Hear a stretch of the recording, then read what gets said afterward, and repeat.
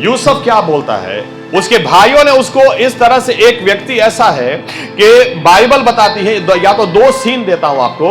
इस पार से यूसुफ देख के अपने भाइयों को खुश हो रहा है, अरे हे मेरे भाई मिल गए। और इस पार उसके भाई देखते, देखो वो स्वप्न देखने वाला आदमी आया, इसको खत्म करो, इसको मारो, इसको खत्म करो, ये अपनी सब बातें पिता को बता देता है। यूसुफ एक बाजू से अपने भाइयों को देखकर खुश है, दूसरी बाजू उसके भाई उसको देखकर मारने के लिए प्लान बना रहे हैं। यहां तक कि जब यूसुफ हाथ में आता है तो उसको खड्डे के अंदर डाल दिया, और ऊपर भाई लोगों के बीच में बवाल चल रही। रूबेन बोल रहा है नहीं इसको मार नहीं देना, अरे यार कुछ भी हो अपना भाई है। बाकी लोग बोल रहे हैं मार दो, इसको मार दो। अंदर यूसुफ ये तो सोचता होगा ना कि क्या कर दिया, ऐसा क्या कर दिया मैंने कि आप मुझे मार देना चाहते हैं, ऐसी कौन सी बात। आप बाइबल में लिखा नहीं, लेकिन थोड़ी इमेजिनेशन में लगाता हूं, जब इसको उठाकर इश्माइलियों के पास बेच दिया तो ये क्या रोया नहीं होगा, क्या गिड़गिड़ाया नहीं होगा, ये क्या बोला नहीं होगा, अरे भाई मेरे साथ क्यों ऐसा कर रहे हो, क्योंकि वो क्या डरा नहीं होगा। उसने भी ये, उसको भी डर लगा होगा, कहां मुझे बेच रहे हैं, पिता के घर में जो राजकुमार की तरह जी रहा है, लेकिन अब उसको वहां पर भेजा जा रहा है जहां जाने के बारे में उसने कभी सोचा भी नहीं है। और बाइबल कहती है उसको गुलाम के भाव में भाइयों ने भेज दिया, और ये पोटीफार के घर के अंदर गया। यूसुफ ये सब चीज से होकर गुजरा। इसके बाद जब इसको मौका मिला, उसकी मालकिन उसको बोलती है कि मेरे साथ सो जा, मेरे साथ पाप कर ले। यूसुफ क्या बोलता है, ऐसी हालात में भी बोलता है, मेरे मालिक ने मुझे सब कुछ अपने हाथ में दिया है, वो तू उसकी बीवी है, मैं अपने परमेश्वर के खिलाफ और मेरे मालिक के खिलाफ कैसे पाप कर सकता हूं। हालेलुया। ऐसे समय में भी वो परमेश्वर की बात करता है, ऐसे समय में भी वो परमेश्वर के नाम की महिमा की। आपको मिलेंगे ना, आपको मौके मिलेंगे, आपको पाप करने के लिए मौके मिलेंगे, लेकिन ऐसे समय आप बोलो, आपके मुंह से निकलना चाहिए, पाप मैं कर सकता हूं, लेकिन मेरे प्रभु यीशु के नाम की वजह से, उसको महिमा देने की वजह से, उसका क्या, मैं उसके बारे में पहले सोचता हूं, उसके साथ मेरा रिश्ता टूट जाएगा।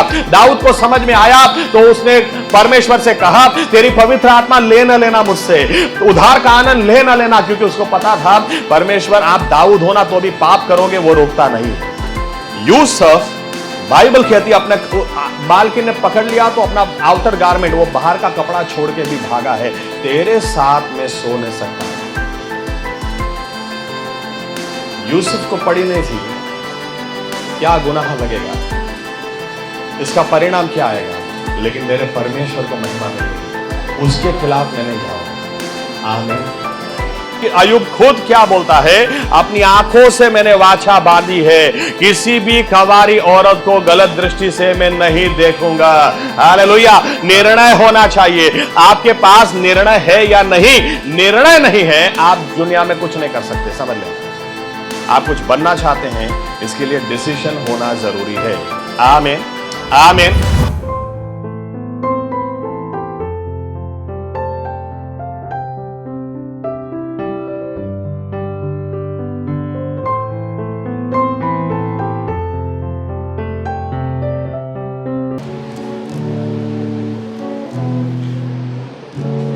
गीत के बोल ऐसे हैं, किसी को कहीं जमीन मिली, किसी को कहीं आसमां, किसी को सब कुछ मिला, किसी को कुछ भी नहीं मिला, लेकिन मैं खुश इसलिए हूं कि मुझे रोशनी का खुदा मुझे मिल गया, मुझे प्रभु यीशु मिल गया।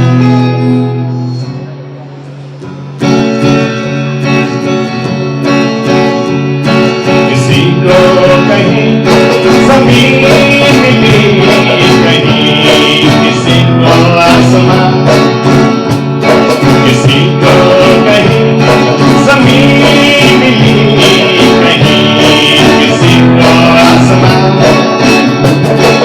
मैं था अंधेरे में भटका नहीं, मैं था अंधेरे में भटका नहीं, मिला मुझे रोशनी का खुदा,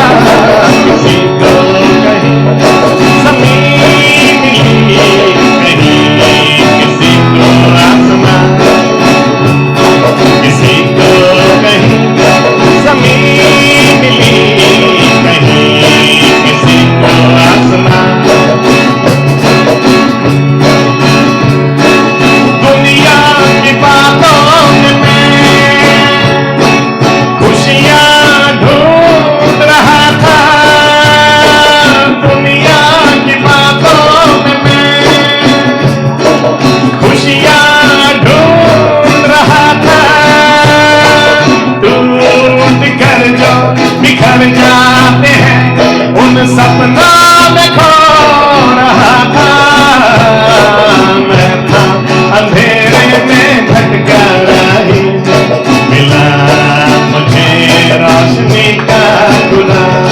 किसी को कहीं ज़मीन मिली, कहीं किसी को आसमान, किसी को कहीं ज़मीन मिली, कहीं किसी को आसमान। जो होकर मेरे नहीं, वो रिश्ते निभाता रहा। जो होकर मेरे नहीं, उन रिश्तों में उलझा रहा। मेरे यीशु से दूर रखे, वो रिश्ते निभाता रहा। अंधेरे में भटका राही, मिला मुझे रोशनी का खुदा। किसी को कहीं ज़मीन मिली, कहीं किसी को आसमान, किसी को कहीं ज़मीन मिली, कहीं किसी को आसमान। लहू में यीशु के मुझको आज क्षमा का दान मिला।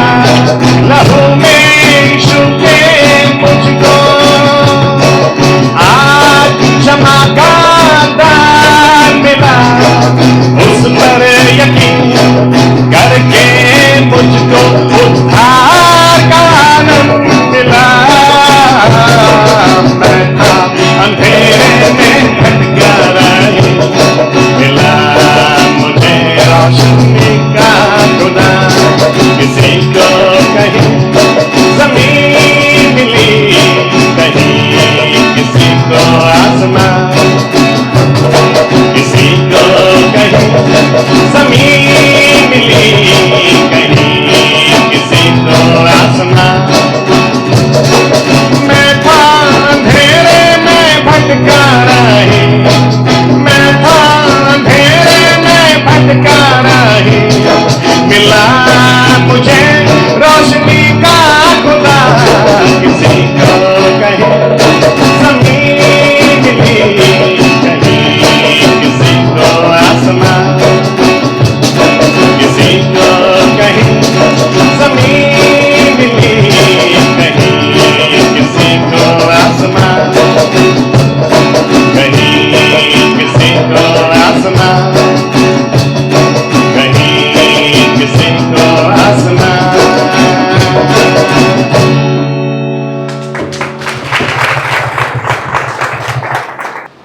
हालेलुया। प्रभु यीशु को मैं धन्यवाद देना चाहता हूं फिर से एक बार इस मौके के लिए। और जो अगुवे हैं, पासवान लोग हैं, प्रभु यीशु के सेवक हैं, प्रभु यीशु के नाम को सभी के लिए धन्यवाद देता हूं, प्रभु यीशु के नाम से धन्यवाद देता हूं। और आइए वचन में चलते हैं, उसके द्वारा प्रभु यीशु हमसे बात करें, हमसे व्यवहार करें। एक आयत पढ़ते हैं, लेमेंटेशंस 3:27, यिर्मयाह विलाप 3 और 27। पुरुषों के लिए जवानी में जुआ उठाना भला है। आइए प्रार्थना करते हैं। हमारे जीवित परमेश्वर प्रभु यीशु मसीह, हम दिल की गहराई से आपको धन्यवाद देते हैं कि प्रभु यीशु मसीह आपने आपके वचन हमें दिए हैं। यही हमारे मार्ग के लिए उजियाला हैं, यही प्रभु यीशु हमारे मार्ग के लिए दिए समान हैं। आज हम प्रार्थना करते हैं हमारे जीवनों में जहां कहीं भी अंधेरा है, आप आपके वचन के द्वारा उजियाला डालें। प्रभु यीशु आप हमसे बात करें, आप हमसे व्यवहार करें। प्रभु यीशु मसीहा, हम आपसे प्रार्थना करते हैं, हम आपसे विनती करते हैं कि पवित्र आत्मा को आप हम पर उंडेल दें और पवित्र आत्मा इस वचन की सच्चाई में हमें लेकर जाएं, ताकि हम जैसे यहां पर इस समय हैं, कुछ देर के बाद हम वैसे के वैसे न रहें। प्रभु यीशु आपको मिलने के बाद कोई भी ऐसा नहीं रहता। हम बदलना चाहते हैं, आपसे बात करते, आपसे प्रार्थना करते हैं, आप हमसे बात करें, आप हमसे व्यवहार करें और आपके वचनों के द्वारा, आपके सामर्थ्य में हमसे बात और व्यवहार करके हमें नए नए निर्णय पर आने के लिए भी आप अनुग्रह दें, और जब हम नए निर्णय लें हम बदल जाएं और हमारे बदले हुए जीवनों से आप ही को मान और महिमा लाने वाले हो जाएं। ये हमारी प्रार्थना हमारे जीवित परमेश्वर प्रभु यीशु मसीह के नाम से करते हैं, आमीन। धन्यवाद प्रभु यीशु, धन्यवाद। कुछ बातें जवानों को ध्यान में रखकर, या तो जो दिल में अपने आप को जवान समझते हैं उनको ध्यान में रखकर आपके सामने मैं लाना चाहता हूं, जो कुछ सीखा है, एक्सपीरियंस किया है। और क्वेश्चन आंसर राउंड में भी हम लोग जाएंगे बाद में। यहां पर जो आयत हमने पढ़ी, it is good for a man to bear the yoke while he is young, यानी कि जवानी में जो कोई आदमी कर सकता है वो और समय नहीं कर सकता है, आमीन। कुछ बातें ऐसी हैं जो आदमी या इंसान अपनी जवानी में ही कर सकता है, आमीन। वो जवानी में पेड़ पे चढ़ सकता है, ऊपर से कूद सकता है। 50 साल की उम्र में चढ़ेगा तो कूदेगा तो फ्रैक्चर जरूर होएगा। कुछ बातें ऐसी है जो सिर्फ जवानी में की जा सकती है, आमीन। इसीलिए कुछ बातें आपके सामने लाना चाहता हूं। याद रखना, सबसे ज्यादा शैतान वो जवानों के पीछे लगा है, क्योंकि उसको पता है जवानी का महत्व क्या है, इंपॉर्टेंस क्या है, उसको पता है। दुख की बात यह है, विश्वासी लोग कई बार इन बातों को समझ नहीं पाते हैं। मैं आपको एक गवाही के द्वारा शुरू करता हूं। ऑस्ट्रेलिया में चर्च में एक बार पास्टर साहब खड़े हुए, और पास्टर साहब जब खड़े हुए बोलने के लिए, तो एकदम से इन्होंने प्रीचिंग स्टार्ट किया, और एकदम से एक बूढ़ी दादी थी 84 ईयर्स 84 साल, वो रोने लगी जोर जोर से। अब इतना जोर जोर से रोने लगी कि पास्टर साहब को भी डिस्टर्ब हो रहा था, चर्च के लोगों को भी डिस्टर्ब हो रहा था, फिर भी पास्टर साहब कुछ नहीं बोले। दूसरे संडे भी ऐसा ही हुआ, पास्टर साहब ने प्रीचिंग स्टार्ट किया और वो औरत ने रोना शुरू कर दिया। तो पास्टर साहब को भी बहुत परेशानी हुई। दूसरे संडे चर्च के लोगों ने आकर कहा कि पास्टर साहब, ये दादी ऐसे टाइम पे रोना शुरू करती है कि हमको फिर समझ में नहीं आता आप क्या बोलना चाह रहे हैं। पास्टर साहब ने कहा, मुझे भी डिस्टर्ब होता है, आशा रखते हैं नेक्स्ट संडे नहीं रोएगी, अगर नेक्स्ट संडे रोती है तो मैं उसको जरूर टोकूंगा। तीसरे संडे भी ऐसा ही हुआ। तीसरे संडे जैसे ही पास्टर ने बोलना शुरू किया, वो दादी ने वापस रोना शुरू किया। तो पास्टर साहब बीच में रुक गए और दादी के पास गए और कहा, देखो दादी, वो 3 संडे से आप रो रो करती हैं और आप इतना जोर जोर से रोती हैं कि लोगों को डिस्टर्ब होता है, क्या कारण है कि आप इतना जोर से रोती हैं? तो दादी ने क्या कहा कि पास्टर साहब, अगर आप मुझे 2 मिनट दो तो मैं सबके सामने बोलना चाहती हूं, मुझे क्यों रोना आता है। बोलते बोलो। वो दादी सबके बीच में खड़ी हुई और उन्होंने चर्च में ये कहते हुए अपनी गवाही दी। उन्होंने कहा कि 3 हफ्ते पहले ही अपना जीवन मैंने यीशु मसीह को दिया, 3 हफ्ते पहले ही मैं उद्धार पाई, लेकिन सबसे पहले मेरे पास जब सुसमाचार आया तब मैं 19 साल की थी, तब मैंने प्रभु यीशु को ग्रहण नहीं किया। 25 साल की उम्र में फिर से मुझे सुसमाचार दिया गया, मैंने उसको ग्रहण नहीं किया। बरसों तक मेरे पास सुसमाचार आता ही चला गया।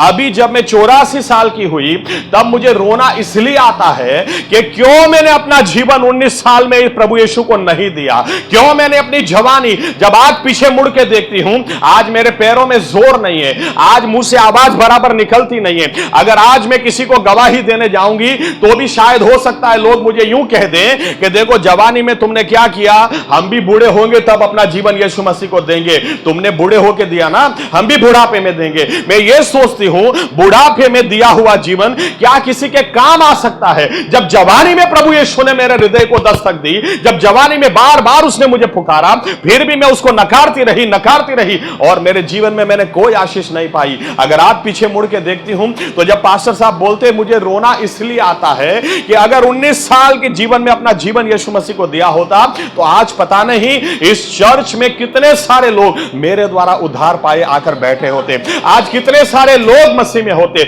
आज कितने सारे लोग शायद पास्टर हो गए होते, कितने सारे लोग अच्छे मां बाप हो गए होते। लेकिन अफसोस कि 19 साल से 84 साल तक मैं सुसमाचार को नकारती ही रही। अगर जवानी में आपके पास प्रभु यीशु का वचन आया है ना, तो आप समझ लेना उसको नकारना मत। बाइबल का परमेश्वर बोलता है, बाइबल बोलती है, जब भी परमेश्वर का वचन आए अपने हृदय को नम्र करना। आमीन। अपने हृदय को नम्र करना। दूसरी एक गवाही देता हूं, नाम नहीं दूंगा। ये पास्टर के नाम Guinness book of world record है। इन्होंने एक जगह पर जब प्रचार करने के लिए मीटिंग रखी तो इनकी मीटिंग में 40 लाख लोग थे। 40 लाख बहुत बड़ा होता है। इतने लोग आज तक कभी किसी पॉलिटिशियन की रैली में भी नहीं आए। और खैर लंबा हो जाएगा, लेकिन जब उनकी गवाही में सुन रहा था तो इतने बड़े बड़े काम उनके द्वारा हो रहे हैं, यहां तक कि कुछ देश के प्रेसिडेंट स्पेशली अपना प्लेन उनके लिए भेजते हैं। जब क्योंकि इंडोनेशिया के प्रेसिडेंट को उन्होंने 11-12 साल पहले कहा था कि परमेश्वर की आत्मा मुझे दिखाती एक दिन आप प्रेसिडेंट बनोगे, तब वो पॉलिटिक्स में भी नहीं थे, लेकिन जब बने तो इन्होंने इनको याद किया। खैर गवाहियां बहुत सारी हैं, मेन पॉइंट पे मैं आता हूं। इंटरव्यू लेने वाला व्यक्ति ये जब गवाही दे रहे हैं तो इनको एक प्रश्न पूछा गया कि आपको क्या लगता है परमेश्वर क्यों इतनी आशीष आपको देता है, आप दूसरों से किस तरह से अलग हैं। उन्होंने कहा इस समय मेरे दिल में सिर्फ एक बात आती है, ऐसा नहीं है मैं बाइबल ज्यादा पढ़ता हूं, ऐसा नहीं है मैं प्रार्थना ज्यादा करता हूं, दूसरे भी बाइबल पढ़ते हैं, दूसरे भी प्रार्थना करते हैं, लेकिन एक बात जो मेरे दिल में आती है मैं आपसे बोलना चाहता हूं, मेरी जवानी के दिनों में मैंने सिर्फ यीशु को पहला स्थान दिया है। आज जब मैं 60+ हूं, आज जो मैंने बोया है जवानी में उसकी कटाई में कर रहा हूं। अपनी जवानी को बर्बाद मत करना। आमीन। आपकी जवानी बहुत ही कीमती है। साधु सुंदर सिंह से एक बार एक व्यक्ति ने प्रश्न किया कि इतनी जवानी में कौन परमेश्वर की सेवकाई करता है?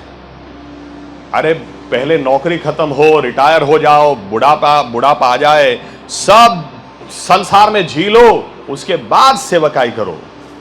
साधु सुंदर सिंह ने कहा अगर एकदम रसीला आम हो, उसको पूरा चूस चूस के मैं खा लूं और अंदर कुछ भी ना बचा हो, तब आपसे कहूं कि लो थोड़ा आप भी खाइए, आप खाएंगे क्या?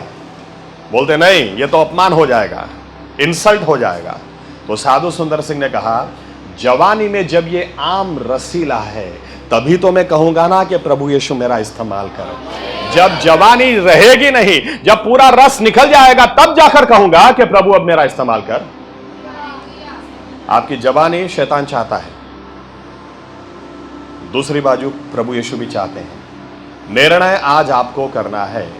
आमीन, आमीन।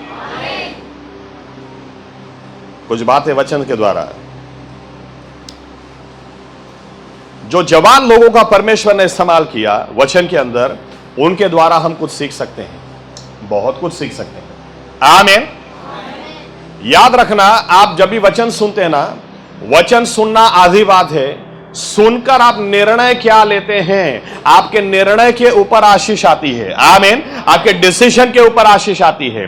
आपने सुन तो लिया कि परमेश्वर आग में भी साथ देता है, लेकिन जब तक आपका डिसीजन नहीं होता, हे नबूखदनेस्सर राजा, हम जानते हैं कि हमारा परमेश्वर इस आग से हमको बचा सकता है, तू हमको कोई भी धमकी दे दे, लेकिन हमारे घुटने तेरी मूर्ति के आगे नहीं झुकेंगे। ये निर्णय जब होता है तब परमेश्वर साथ देता है, काम करता है।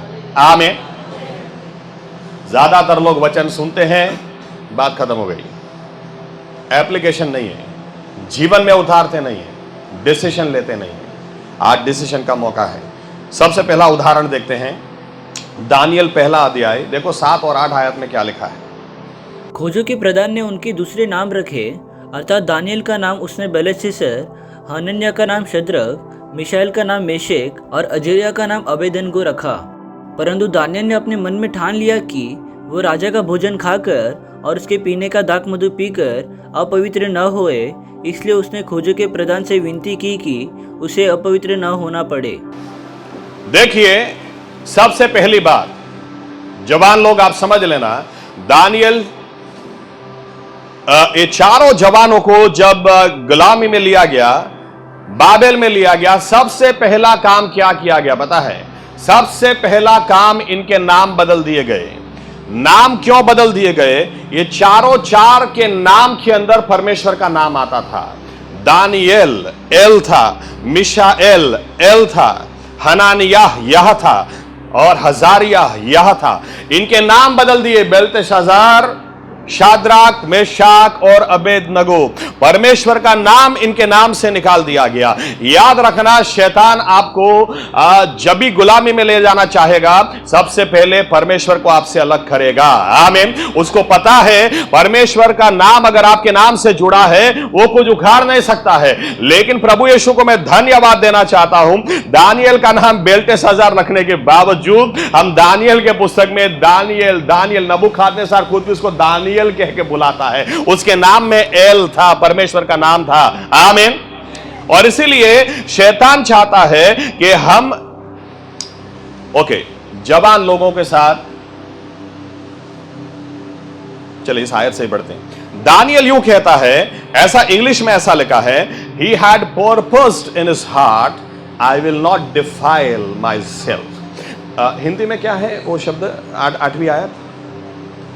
परंतु दानियल ने अपने मन में ठान लिया कि वो राजा का भोजन खाकर और उसके पीने का दाखमधु पीकर अपवित्र ना होए, इसलिए उसने फौजी के प्रधान से विनती की कि उसे अपवित्र ना होना पड़े। मैं अपवित्र नहीं होऊंगा। आमीन। उसने डिसीजन लिया। याद रखना, दानियल, शाद्राक, मेशाक, अबेदनगो ये लोग राजकुमार थे, ये भविष्य के राजा थे, और फिर भी उनके पिताओं की गलती की वजह से इनको गुलामी में जाना पड़ा। इनके पास कोई कारण ऐसा नहीं था कि क्यों ना अभी परमेश्वर हमको गुलामी में लेके आया, उसने हमको छोड़ दिया, अभी क्यों हम बाइबल पढ़े, क्यों हम प्रार्थना करें, क्यों हम शुद्धता में रहे, पवित्रता में रहे। इनके पास ऐसा करने के लिए हजार कारण थे।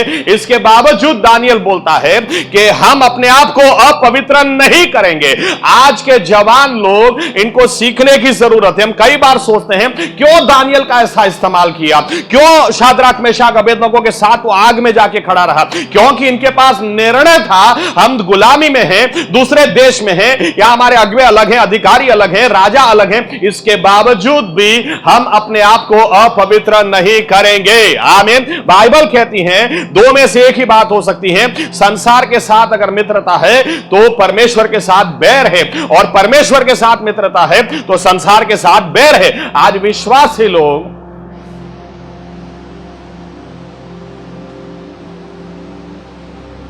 इनके मोबाइल के रिंगटोन में भी पिक्चर का गाना बजेगा। इनको आधे गाने स्तुति आराधना के नहीं आते हैं, लेकिन पिक्चर के सब गीत इनको आते हैं। और इधर चर्च में आकर क्या बोलते? प्रभु मैं आपको धन्यवाद देता हूं, धन्यवाद देना चाहती हूं, आपने मुझे संसार से बचा लिया। अरे किधर बचा है भाई? संसार को लेके इधर आते हैं, संसार को लेके इधर जाते हैं। इनके पास डिसीजन नहीं है। दानियल, शाद्राक, मेशाक, अबेदनगो क्या बोलते पता है? क्यों कहा कि हम अपने आप को अपवित्र नहीं करेंगे? क्योंकि राजा की टेबल से जो खाना आता था, याद रखना, वर्ल्ड्स बेस्ट, दुनिया का सबसे अच्छा खाना था, सबसे बेहतर खाना था। लेकिन राजा की टेबल से जो खाना आता था, पहले राजा के देवी देवताओं को चढ़ाया जाता था। इसीलिए दानियल बोलता है वो खाना हम नहीं खाएंगे। यहां तक बोलता है नॉनवेज नहीं खाएंगे, 10 दिनों तक तुम हमें चेक कर लो। वो उनका अगवा बोलता है अरे मेरा सर मुंडवाएगा क्या, तुमको खाना ही पड़ेगा। दानियल बोलता है नहीं, आप 10 दिन हमें दे दो, 10 दिन हम उबला हुआ खाना खाएंगे, प्योर वेजिटेरियन खाना खाएंगे, पल्सेस खाएंगे। आप 10 दिन के बाद हमारे चेहरे को देखना, अगर हमारे चेहरे के ऊपर आपको तेज नहीं दिखाई देता तो आप जैसा बोलोगे वैसा हम करेंगे। बाइबल कहती है 10 दिन के बाद जब इसने देखा तो शाद्राक, मेशाक, अबेदनगो, दानियल, ऐसा लिखा है इनके बारे में, सबसे ज्यादा तेज इनके चेहरे के ऊपर था। ये 4 लोग सबसे अलग दिखते थे। इनका इसके पीछे का कारण खाना पीना नहीं था, इसके पीछे का कारण इनका निर्णय था, हम अपने आप को अपवित्र नहीं करेंगे, हम अपने आप को मूर्ति को चढ़ाया हुआ खाना नहीं खाएंगे। आज विश्वासियों के पास ऐसा कोई डिसीजन होता है या नहीं? आज विश्वासी लोग कैसे जी रहे मैं बताता हूं आपको। चलो पाप कर लेते हैं, क्योंकि परमेश्वर तो क्षमा देता ही है, उसका हृदय तो बहुत बड़ा है।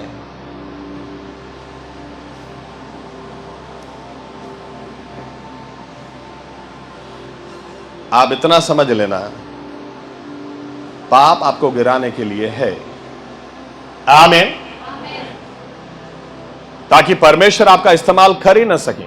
चलो एक भाग पढ़ते हैं, दूसरा तिमोथी दूसरा अध्याय 19 और 21 क्या लिखा है? तो भी परमेश्वर की पक्की नींव बनी रहती है और उस पर यह छाप लगी है, प्रभु अपने को पहचानता है और जो कोई प्रभु का नाम लेता है वो अधर्म से बचा रहे। बड़े घर में न केवल सोने चांदी ही के पर काठ और मिट्टी के बर्तन भी होते हैं, कोई कोई आदर और कोई कोई अनादर के लिए। यदि कोई अपने आप को इनसे शुद्ध करेगा तो वो आदर का बर्तन और पवित्र ठहरेगा और स्वामी के काम आएगा और हर भले काम के लिए तैयार होगा। क्या लिखा है? जो व्यक्ति अपने आप को पाप से शुद्ध करेगा वो परमेश्वर के हर काम के लिए तैयार होगा। आमीन, आमीन। जवान लोग चाहते हैं कि परमेश्वर हमारा इस्तेमाल करें, लेकिन आपके जीवन में आपको लगता है कि दूसरों को कहां पता है मेरे जीवन में क्या पाप है। अरे दूसरों को थोड़ी ना इस्तेमाल करना है, प्रभु यीशु को इस्तेमाल करना है, वो तो सब कुछ जानता है। आमीन, आमीन। आज हमें सही में ऐसे जवान लोग चाहिए कि जो संसार को ना कहें, पाप को ना कहें, क्योंकि ऐसे ही लोगों को परमेश्वर इस्तेमाल कर सकता है। आमीन। एक और बात आपके साथ शेयर करता हूं। जवान लोग आज विदाउट गोल, आपका ध्येय क्या है? देखो हमारा परमेश्वर वो गोल वाला परमेश्वर है, ध्येय है उसके पास। जब मूसा को वो बोलता है तो क्या बोलता है? मैं मिस्र से छुड़ाकर कनान में ले जाने आया हूं। आमीन। मेरे पास गोल है। आपके जीवन में कोई गोल है क्या? आप याद रखना, जिस दिन विश्वासी व्यक्ति अपना जीवन यीशु मसीह को देता है उस दिन उसका गोल क्या होता है? मुझे प्रभु यीशु इस संसार के लिए नहीं जीना, एक एक दिन आज के बाद, क्योंकि आपने मेरा उद्धार किया, अपने मेरे गुनाहों को आपने माफ किया, अब मुझे आपके लिए जीना है और दिन ब दिन स्वर्ग की ओर मुझे एक कदम उठाना है। आमीन। गोल होना चाहिए ना लाइफ में। विश्वासी का गोल क्या है? विश्वासी का गोल है कि इस दुनिया से स्वर्गीय कनान तक मुझे जाना है। और फिर भी विश्वासी लोग उद्धार के कुछ समय के बाद भूल जाते हैं कि हमारा जीवन में गोल क्या है। जब आपके ध्येय नहीं है, गोल ही नहीं है, तो आपके डिसीजंस भी ऐसे ही होंगे। 2 दिन के बाद परीक्षा, आपको पता परीक्षा है। आज कोई आपको बोलेगा चलो घूमने जाते हैं, आप क्या बोलोगे? नहीं नहीं भाई, परीक्षा है 2 दिन के बाद। गोल है ना लाइफ में, तो डिसीजन ऑटोमेटिक आता है। आमीन। अगर आपके जीवन में यह ध्येय होना कि मेरे जीवन से प्रभु यीशु को महिमा मिलनी चाहिए, मुझे महिमा नहीं चाहिए, लेकिन मेरे जीवन से प्रभु यीशु को महिमा मिले, तो डिसीजंस ऑटोमेटिक आते हैं। लिखा है घर के अंदर हर तरह के बर्तन होते हैं, लेकिन कुछ बहुत स्पेशल होते हैं। बिलीवर तो बहुत सारे होते हैं, लेकिन कुछ बहुत स्पेशल होते हैं। वो लोग बहुत स्पेशल होते हैं। इजरायली लोग बहुत बड़ी तादाद में थे, लेकिन दानियल, शाद्राक, मेशाक और अबेदनगो बहुत स्पेशल थे, क्योंकि इन्होंने डिसीजन लिया था हम अपने आप को अपवित्र नहीं करेंगे। हालेलुया। आपके पास कोई डिसीजन है क्या?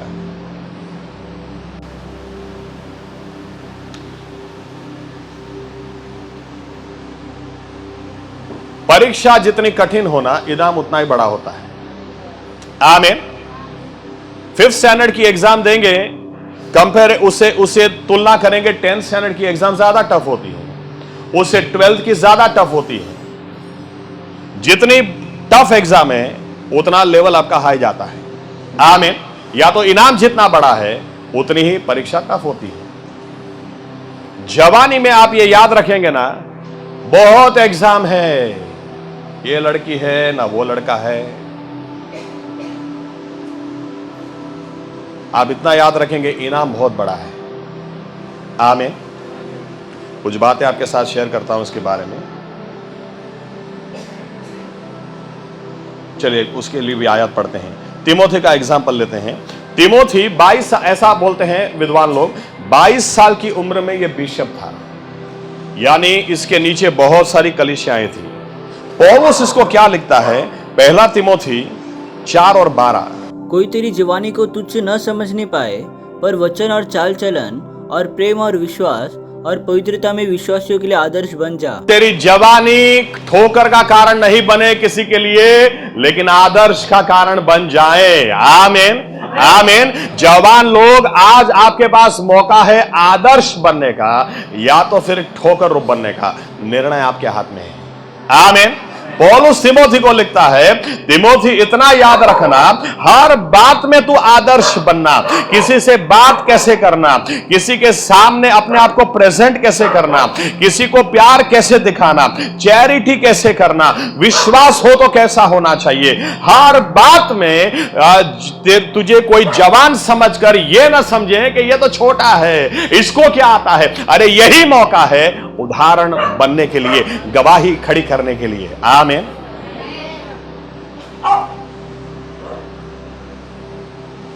पौलुस तिमोथी को यूं भी लिखता है, जवानी के परीक्षणों से दूर भागना, लस्ट ऑफ द फ्लेश, दूर भागना। हम अयूब के बारे में एक आयत देखते, चलो 31:1, अयूब 31:1। मैंने अपनी आंखों के साथ वाचा बांधी है, फिर मैं किसी कुंवारी पर कैसे आंखें लगाऊं। हालेलुया। अयूब के बारे में बहुत सारी बात हम देखते हैं। इतनी आशीष थी, सब चली गई, फिर भी उसने परमेश्वर को पकड़ के रखा और आखिर में परमेश्वर ने उसको 2 गुना आशीष दी। लेकिन बीच में ये सब बातें हम चूक जाते हैं। अयूब खुद क्या बोलता है, अपनी आंखों से मैंने वाचा बांधी है, किसी भी कंवारी औरत को गलत दृष्टि से मैं नहीं देखूंगा।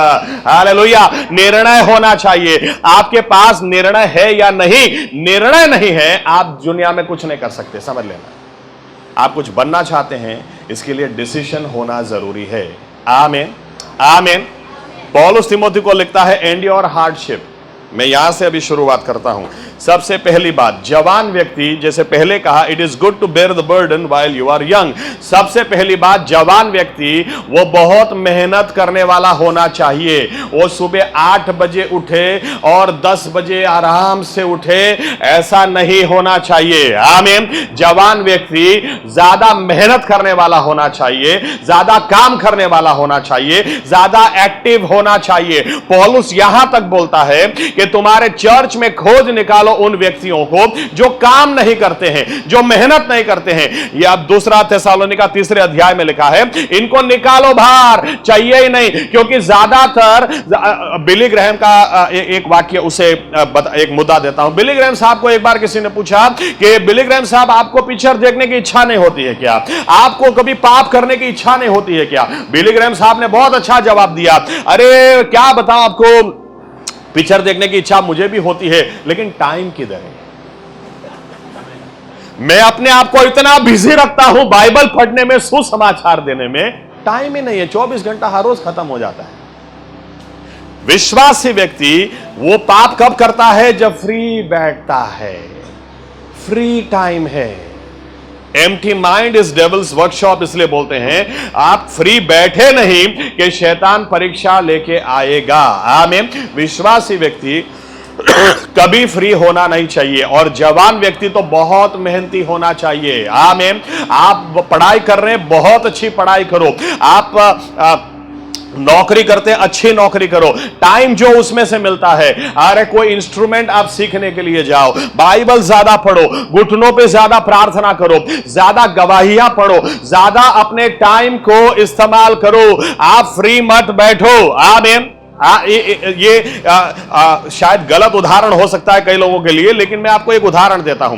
मैंने मेरे चर्च के एक व्यक्ति से एक बार पूछा कि आप महीने में कितना कमाना चाहते हैं? ये व्यक्ति मुझे क्या बोलता है? ये व्यक्ति मुझे बोलता है, पास्टर साहब देखो, अभी 10,000 तो मैं कमा लेता हूं, 20,000 जैसा हो जाएगा तो आराम से चल सकता है, ऐसा मेरे को लगता है। उससे ज्यादा कमाने के लिए कोई जरूरत नहीं है। मेरे एक हिंदू दोस्त हैं, उन्होंने मुझे कहा, हम लोग काफी समय से मिलना चाह रहे थे, टाइम नहीं मिल रहा था। आखिर में एक दिन उन्होंने कहा कि अगर आपको दिक्कत ना हो तो सुबह 8 बजे आप आ सकते हैं मुझे मिलने के लिए। मैंने कहा आता हूं। मैं सुबह 8 बजे उनको मिलने के लिए गया तो उनकी वाइफ ने कहा कि बैठिए, वो नहाने गए आते। मैंने कहा ठीक है। वो 5-10 मिनट के अंदर आए, आकर मुझे बोलते हैं, सॉरी आपको थोड़ा देर बैठना पड़ा, लेकिन मैं सुबह 3 बजे ही घर आया। और तो मैंने कहा 3 बजे आए और इतने बजे रेडी होके बैठ गए? बोलते हाँ, अभी आपको मिलके मुझे वापस जाना है। तो मैंने कहा किस चीज के लिए इतनी भाग दौड़ कर रहे हैं? तो मुझे क्या बोलते हैं, अभी उनका वाक्य सुनना, एक बिलीवर का सुना, अभी इनका सुनना। क्या बोलते हैं? देखो भाई, आपसे क्या छुपाना, अभी मेरे महीने की आमदनी 1.5 लाख रुपया है। 1.5 लाख रुपया में आज के जमाने में किधर चलता है? मेरे को कम से कम 2.5 लाख रुपया हर महीने चाहिए। मैं हर रोज सुबह 3 बजे घर पे आता हूं, 7-8 बजे रेडी होके वापस निकल जाता हूं। मैंने सोचा ये आदमी के पास पाप करने को टाइम ही नहीं है, और हमारे बिलीवर है, ये 20,000 रुपया कमा लेंगे, फिर आराम से बैठेंगे, फिर इनके पास उल्टा सीधा देखने के लिए भी टाइम है, उल्टा सीधा बात करने के लिए भी टाइम है। टाइम किधर से आता है? क्योंकि फ्री बैठे हैं। जवान व्यक्ति, तुम्हारे पास टाइम होना ही नहीं चाहिए। आमीन। बिजी रखो अपने आप को। जो भी टाइम बाइबल बोलती है, वैसे ही दिन बुरे हैं, समय का सदुपयोग करो, समय का अच्छा इस्तेमाल करो। आमीन। याद रखना, आदम को जब बनाया ना परमेश्वर ने, तो आदम को बनाकर पहले ही उसके हाथ में वो पावड़ा रख दिया है। सबसे पहले बनाकर, चलो आयत पढ़ते, उत्पत्ति 2 और 15 क्या लिखा देखो। आदम को शादी करने के लिए नहीं बनाया, ओके, किस चीज के लिए बनाया? देखो, पढ़ो 15। तब यहोवा परमेश्वर ने आदम को लेकर अदम की वाटिका में रख दिया कि वो उसमें काम करे और उसकी रक्षा करे। क्या लिखा है? आदम को इसलिए वाटिका में रखा, उसमें काम करे और उसकी रक्षा करे। आमीन, आमीन। पहले ये पता होना चाहिए, परमेश्वर ने मुझे काम करने के लिए रखा है, काम करो। आमीन। आपको टीवी देखने के लिए टाइम कब मिलेगा? जब, ओके, किसी ने पूछा, लैम्बोर्गिनी की एड कभी टीवी पे क्यों नहीं आती है? किसी ने पूछा, लैम्बोर्गिनी की एड कभी टीवी में आज तक आई नहीं है, कभी किसी ने देखी नहीं है। जब उसके मालिक से पूछा तो वो क्या बोलता है? लैम्बोर्गिनी जो चलाते वो टीवी देखते ही नहीं है, इसलिए हम टीवी पे एड देते ही नहीं है। क्योंकि लैम्बोर्गिनी जो चलाते ना वो काम करते हैं, उनके पास टीवी देखने का टाइम नहीं है। समझ में आ रहा है मैं क्या बोल रहा हूं? पाप करने के लिए भी टाइम आपको मिलेगा, लफड़ा करने के लिए भी टाइम मिलेगा, जब आप समय का सही इस्तेमाल नहीं कर रहे हैं। आमीन। जवान व्यक्ति के पास टाइम ही नहीं होगा तो किधर से पता चलेगा क्या मस्त लड़की गई इधर से? अरे देखने का भी टाइम नहीं है, काम है। जिधर आप फ्री बैठे ना, उधर गए काम से। चलो, मेरा ये बात का टॉपिक था, लेकिन अभी मैं चढ़ गया हूं तो इसी के ऊपर चलता हूं, शादी के ऊपर आते हैं। आदम को क्या बोला? काम कर। आमीन। उसके बाद दूसरा भी काम परमेश्वर ने उसको दिया, लिखा सब जानवर को लेकर आया, चल नाम दे, सबका नाम दिया। उसके बाद परमेश्वर बोलता है 18 में, ये इंसान अकेला रहना वो अच्छा नहीं है। आमीन। यानी जो काम करता है, बाड़ी को खेत जोतता है, उसकी रखवाली करता है, ऐसा आदमी अकेला रहे वो अच्छा नहीं है। आमीन। कई बार मुझे लोग पूछते हैं, पास्टर साहब क्या प्यार करना गलत है? मैं बोलता हूं, देखो, जब अपनी औकात नहीं हो, अपनी हैसियत नहीं हो, जब बोलना पड़े कि पापा ओ 5 रुपया दो ना, क्यों वो लड़की को डेयरी मिल्क देने का है, तो प्यार नहीं कर सकते आप पहले अपने आप को लायक तो बनाओ। आमीन। अरे प्यार किधर से आता है? शादी किधर से आती है? वो लड़की को खिलाने का पैसा नहीं है, वो लड़की को नया कपड़ा लाकर देने का पैसा नहीं है, किधर से प्यार हो गया भाई? अरे तुम्हारे जीवन में कुछ नहीं है, किधर से प्यार हो गया? तुम्हारी औकात हैसियत है नहीं प्यार करने की। पहले जवान व्यक्ति को क्या करना है? पहले अपनी वाटिका जोतो। आमीन। पहले अपनी लाइफ तो बनाओ। आमीन। आज इसीलिए डिवोर्स होते, लव मैरिज है, लव मैरिज चलते नहीं है। अभी भी आंकड़ा बोलता है 99% लव मैरिज फेल है। क्यों? क्योंकि आई लव यू टू, मैं तेरे बिना जी नहीं सकता। इनको पता ही नहीं है कि लव यू बोलने से खाना नहीं होएगा, लव यू बोलने से कपड़ा नहीं आएगा। आमीन। ये लड़कियों को बोलता हूं, ये लड़कियों के लिए है, बहनों के लिए है। मेरे चर्च में तो मैं बार बार बोलता हूं, ये लड़कियां भी मूर्ख बनती है। कहां पर? कितना प्यार करता मुझसे, सुबह भी 2 घंटा बात करता है, दोपहर को मेरी कॉलेज के बाहर आके खड़ा रहता है, शाम को भी बात करता है। ये लड़की को दिमाग ही नहीं चलता है कि ये कमाता ही नहीं है, इसीलिए सुबह भी इसके पास टाइम है, दोपहर को भी इसके पास टाइम है। तुमको खिलाएगा क्या? ये जोतता ही नहीं है, ये मेहनत करता नहीं, इसलिए फिर शादी के बाद चलता नहीं है। कुछ आंखें शादी के बाद खुलती है, फिर लड़की को समझ में आता है आई लव यू टू बोलने से तो घर तो चलता नहीं है। यह हंसने की बात है लेकिन बहुत सीरियस बात है, इसीलिए नहीं चलता है। आमीन। पहले अपनी पढ़ाई तो खत्म करो। अभी परमेश्वर ने तुमको क्या दिया, पढ़ाई दी है तो उसको सीरियसली करो, मेहनत करो, जो क्षेत्र दिया उसके पीछे मेहनत करो। आमीन। अपने आप को कुछ लायक बनाओ। पहले बाड़ी तो किधर तुम्हारे पास टाइम, आदम के पास शादी करने का टाइम नहीं था, समझ लेना। उसके पास काम था, वो तो उसके पास इतना काम था, वो देखकर फिर परमेश्वर ने कहा ये आदमी अकेला रहे अच्छा नहीं है। आमीन। और यहां पर पहले से हमको लगता है मैं बहुत अकेला हूं। अरे काम करो ना भाई, काम करो, शादी नहीं चलेगी। मैं कई लोगों को मुंह पे बोलता हूं पास्टर साहब ये लड़की से बहुत प्यार है, मैंने कहा ठीक है काम कर लो, शादी कर लो, लेकिन मैं लिख के देता हूं स्टैंप पेपर पे 6 महीने से ज्यादा नहीं चलेगा। अरे पास्टर साहब ऐसा मत बोलो ना, आपको बोल रहे तो आशीष दो। आशीष किधर से दो, तू 10 कमाता कुछ भी नहीं है, किधर से तेरे को आशीष दूं? जो बाड़ी परमेश्वर ने दी उसको जोतता नहीं है, किधर से शादी करने की है? यहां का ट्रेंड मुझे नहीं पता है, हमारे यहां कैसा चलता है पता है? लड़के नर्स को ढूंढते हैं, ये खुद कुछ नहीं करते हैं। नर्स पकड़ लो लाइफ बन जाएगी, गवर्नमेंट टीचर पकड़ लो लाइफ बन जाएगी। फिर ये घर के अंदर बच्चों को संभालते, वो जॉब पे जाती है, फिर ये उसको लेने के लिए जाते, छोड़ने के लिए, उसको भी लगता है कितना प्यार करता है, घर पे जाती हूं चाय हाथ में देता है। शर्म आनी चाहिए ऐसे पुरुष लोगों को।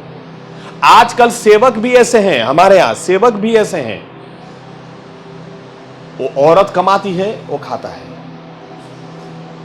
अरे आदम को पहले बनाया, आदम को बोला तू काम कर भाई। आमीन। काम करो।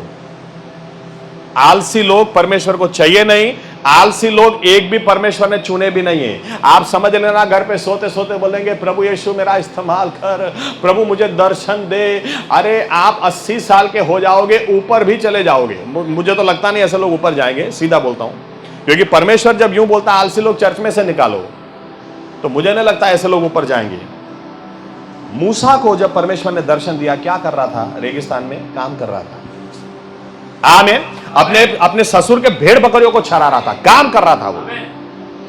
चेलों को जब यीशु मसीह ने पसंद किया, हर एक काम पे लगे हुए थे। वो मछलियां पकड़ रहे थे। मत्थी को जब पसंद किया, वो मत्थी का दूसरा नाम लेवी, वो उसका लिखा है, वो अपने ऑफिस में बैठकर टैक्स ले रहा था। वहां जाकर उसको बोला चल मेरे पीछे। हर कोई व्यक्ति काम करने वाला व्यक्ति था। आमीन। किसी को फ्री में नहीं बुलाया, फ्री बैठा है चलो, नहीं, कोई भी व्यक्ति, परमेश्वर को फ्री नहीं चाहिए। याकूब कितना मेहनत करने वाला व्यक्ति था, इसहाक कितना मेहनत करने वाला व्यक्ति था। याकूब शादी के लिए, अपनी मनपसंद लड़की के साथ शादी करने के लिए 14 साल तक मेहनत किया है। आमीन। और लड़के आज क्या मेहनत कर रहे हैं? आगे पीछे आगे पीछे आगे पीछे और लड़कियां भी इतनी मूर्ख है, इनको लगता है कितना प्यार करता है। अरे प्यार नहीं है, फ्री बैठा है।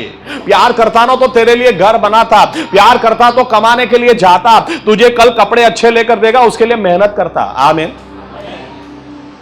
कई लोगों को बहुत चुभेगा ये, लेकिन सच बोल रहा हूं, अगर आप सही में चाहते हैं, आप सही में चाहते हैं ना कि आपकी शादीशुदा जीवन उदाहरण रूप बने, गवाही रूप बने। अरे मैं क्या बोलता हूं, यहोवा मेरा चरवाहा है, मुझे किसी चीज की घटी नहीं है। 10,000 रुपया देना, 10,000। वो क्या है कि ये महीना हमारी शादी की सालगिरह आ रही है, तो वाइफ को कुछ तो लेके देना पड़ेगा ना यार, 10,000 रुपये देगा, फिर बाद में देता। ऐसा जीवन हो जाएगा। ब्रदर फिलिप किधर गए? अरे पीछे। ब्रदर फिलिप वो 50,000 रुपया देगा, तो क्या वाइफ को थोड़ा कुछ गोल्ड का कॉइन वगैरह में लेके देता, आपको इंस्टॉलमेंट में दे देगा मैं वापस। वो शादी की सालगिरह है, घर का मूड बिगड़ जाएगा, खराब हो जाएगा। ये सब शादी के पहले समझ में नहीं आता क्या? इसको रखूंगा कैसे? हस्बैंड को शेर बोला ना। आमीन। इसलिए बॉयज को बोल रहा हूं, ज्यादा मेहनत करो, बहुत मेहनत करो अपनी लाइफ। हम लोग तो अपने चर्च में ऐसे सिखाते हैं, आपको लड़की के पीछे घूमना की जरूरत नहीं है। आप अपनी लाइफ ऐसे बनाओ कि 10 आपके पीछे घूमे। फिर उसमें से आप चुनो, मॉडर्न स्वयंवर है, मॉडर्न, उसमें से आप चुनो ये लड़की के साथ मुझे शादी करनी है। आमीन। यहां पर तो लड़के ऐसे घूम रहे लड़की के पीछे, अगर तू मुझे नहीं मिली तो मैं मर जाऊंगा, तू नहीं मिली तो मेरा जीवन बर्बाद हो जाएगा। क्यों? क्योंकि इनके पास, इनको पता है मेरी कोई औकात हैसियत है ही नहीं, क्योंकि मैं मेहनत करता ही नहीं। और ये लड़की तो नर्स होने वाली है, टीचर होने वाली है, और लड़कियां भी मूर्ख होने के लिए बैठी हैं।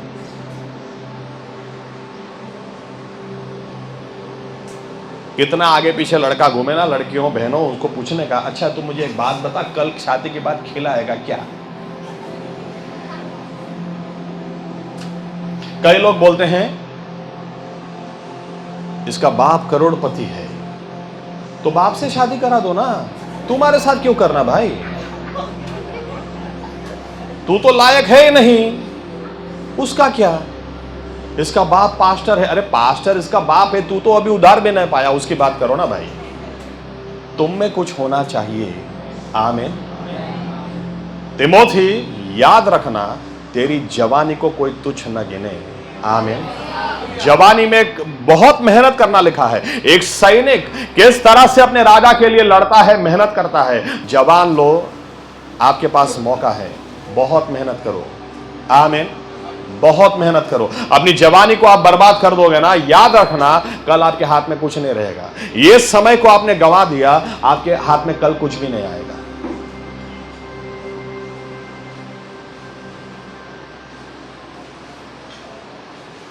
मैं उधार पाया,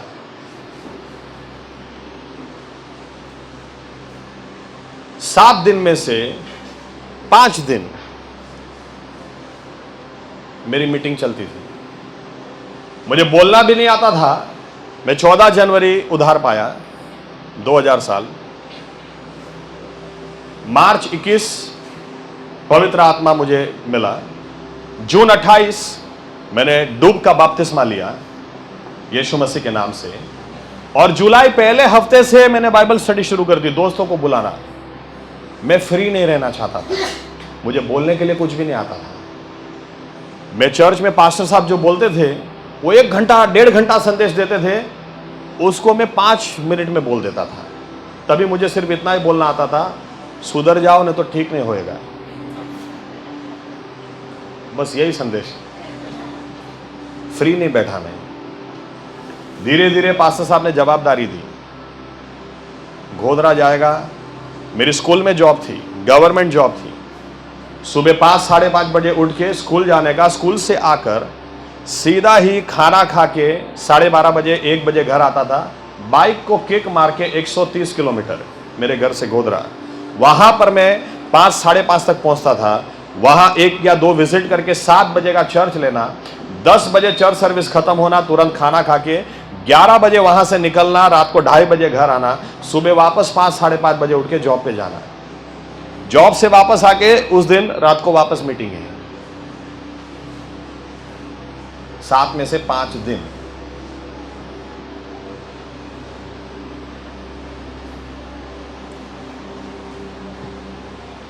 टाइम किधर से आता आपके पास? आदम को बनाया सबसे पहले और बाड़ी को उसके लिए रखा, बाड़ी को संभाल। आमीन।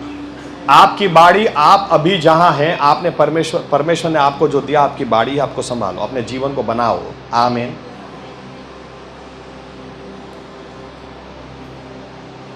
कोई लड़का मुझे बोलता है, पास्टर साहब वो लड़की मानती नहीं है। मैंने कहा क्यों मानेगी भाई, तेरे में है क्या? है क्या तो मानेगी? क्यों मानेगी? पास्टर साहब आप बोलोगे तो मान जाएगी, तो मैं क्यों बोलूं? मैं तो चाहता ही नहीं तुम्हारी शादी हो, तो मैं क्यों बोलूं? पास्टर साहब ऐसा तो मत बोलो। अरे सच बोल रहा हूं। तुमको 6-7 साल से मैं बोल रहा हूं, अपनी लाइफ बनाओ, अपनी लाइफ बनाओ, अपनी लाइफ बनाओ। वो लड़की आएगी। मैं ये नहीं चाहता तुम दोनों की जिंदगी खराब हो, खराब ही होगी। इस समय शादी करोगे ना, खराब ही होगी। क्योंकि वो लड़की 30,000 का मोबाइल इस्तेमाल करती है, तुम्हारी आमदनी 16,000 रुपये है। तुम्हारे घर का भाड़ा 7,500 रुपये है, तुम्हारे हाथ में बस्ता क्या है, आता क्या है, उसको खिलाओगे क्या? कितने समय से तुमको बोलता हूं अच्छी जॉब ढूंढो, दूसरी जॉब ढूंढो, ये करो, वो तुमसे होता नहीं। और फिर पास्टर साहब आप बोलोगे तो वो मान जाएगी, मैं बोलूंगा ही नहीं। फिर लोगों को बुरा भी लगता हमसे, ये पास्टर बराबर नहीं, ये पास्टर चाहता ही नहीं कि हमारी शादी हो। ये पास्टर तो चाहता है शादी हो और शादी टिके, इसलिए बोल रहा है। आमीन। तो जिनके भी ऑलरेडी लफड़े हो चुके ना, वो एक बार सोच लेना। मैंने पहले ही कहा लफड़ा करने के लिए टाइम भी तो चाहिए। ये टाइम किधर से लाते हो तुम लोग? पाप में गिरने के लिए भी तो टाइम चाहिए। बाइबल बताती है दाऊद जो 7 बार दिन में परमेश्वर की हजूरी में जाता था, ऐसा लिखा है एक दिन जब उसके लोग लड़ाई कर रहे हैं, ये दूसरों के घरों में झांक रहा है, ये ऊपर घूम रहा है, जब उसको लड़ाई में होना चाहिए, इसको बिजी होना चाहिए। बाइबल कहती है ये आराम से अपनी टेरेस के ऊपर घूम रहा है और घूमते घूमते दूसरों के घर में झांक रहा है।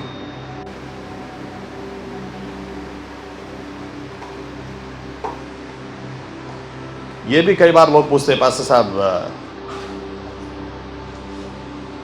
खूबसूरत लड़की को देखना पाप है क्या? मैं बोलता हूं खूबसूरत लड़की को देखना पाप नहीं है, मुड़ मुड़ के देखना पाप है, बार बार देखना वो पाप है। अभी आप बोलेंगे ऐश्वर्या राय खूबसूरत है, तो है, लेकिन फिर उसका फोटो जेब में रखना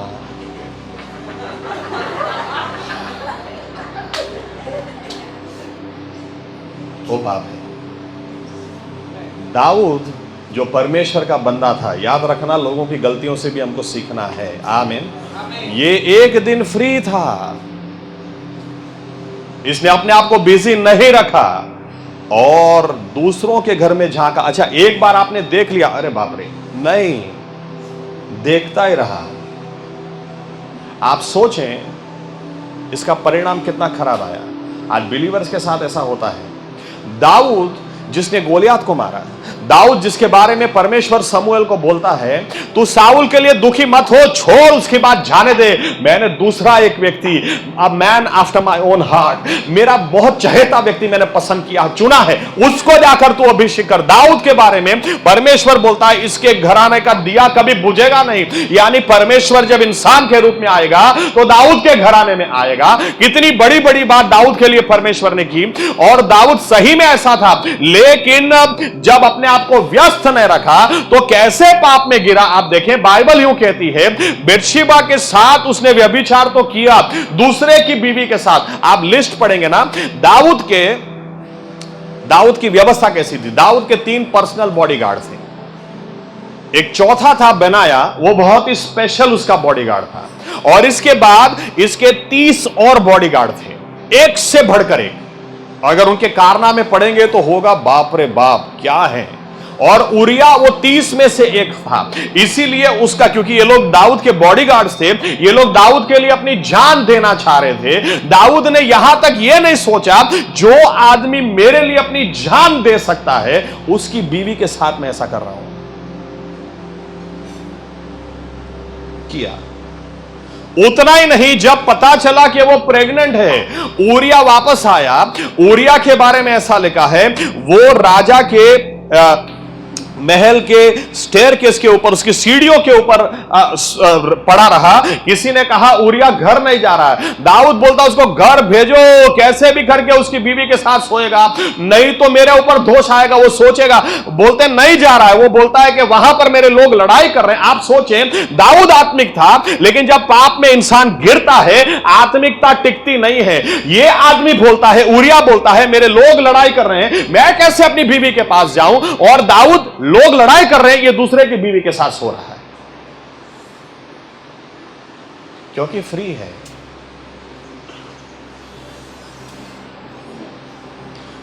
और गिरा। बाइबल कहती है जब उसको पता चल गया कि ये उरिया अपने घर नहीं जाएगा, तो दाऊद ने सोच लिया अब इसको जिंदा रहना नहीं चाहिए। बाइबल कहती है उसी के हाथ में उसकी मौत का खत देता है, वो उसी के हाथ में, और उसको बोलता है जाकर योआब को देना। और अंदर लिखा क्या था कि जब लड़ाई हो तो इसको सबसे आगे रखना, और जब लड़ाई एकदम चरम सीमा पे आ जाए तुम सब पीछे हट जाना ताकि ये मारा जाए। दाऊद कर रहा है, देखो दूसरा कोई नहीं कर रहा है, ये सब दाऊद कर रहा है, और दाऊद ने किया। इतना आत्मिक व्यक्ति कैसे कर सकता है? आप अपने आप को कितने भी महान व्यक्ति समझ लो, फ्री रहोगे तो बात खत्म है, समझ लेना। अपने आप को बिजी रखो। आमीन।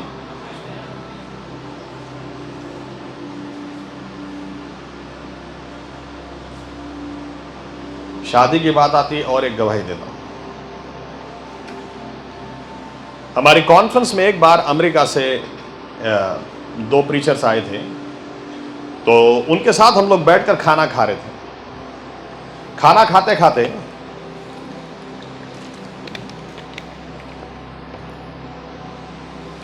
एक प्रचारक दूसरे को पूछते, दोनों दोस्त रहे होंगे किसी जमाने में, लेकिन आज अमेरिका में बहुत अलग अलग थे। तो दोनों बात करते करते एक पास्टर उसको पूछते हैं, और तभी पूछा जब इनकी वाइफ बाहर चली गई, तो इन्होंने पूछा अरे एक बात तुझे बताता हूं, पूछता हूं। बोलते बोलो। अरे यार वो लड़की नहीं है। कौन सी लड़की? तो उन्होंने नाम दिया। बोले हाँ यार मैंने ऐसा सुना कि वो लड़की का शादी का बाद तुम्हारे साथ आया था, तुमने मना कर दिया। तो बोलता है हाँ सही बात है। तो ये बोलता है कैसे तुम मना कर सकते हो यार, अपने चर्चिस में तो लोग पागल है उसके पीछे, पागल थे उसके पीछे, शादी के लिए पागल थे। और जब मुझे पता चला कि उससे तो कौन शादी करना नहीं चाह रहा था और तुम्हारे साथ वो करना चाह रहे थे, तुमने मना कर दिया, ऐसा कैसे? तो ये बोलते हैं तुमको एक बात मैं बताना चाहता हूं। वो बात सही है, बहुत लड़के उस लड़की के पीछे पागल थे, और उस लड़की की बात मेरे पास आई, मैंने सिर्फ एक ही बात सोची। उसी वक्त बोलते ये अभी जो मेरी वाइफ है उसकी भी बात आई, तो मैंने ये सोचा कि मुझे परमेश्वर की सेवकाई करनी है। ये लड़की बहुत सुंदर है, लेकिन मुझे नहीं लगता सेवकाई में साथ देगी। ये लड़की इतनी सुंदर नहीं थी, लेकिन मुझे पता था इसका साथ मुझे मिलेगा, इसकी प्रार्थना मुझे मिलेगी, सेवकाई कहाँ से कहाँ जाएगी। बोलते इसलिए उस लड़की को मैंने मना किया। इस लड़की के साथ मैंने शादी की। आज दुनिया में 3 देशों में हमारी सेवकाइयाँ चल रही हैं, और आज बिलीवर लोग शादी में भी क्या देखते हैं, कितनी सुंदर है।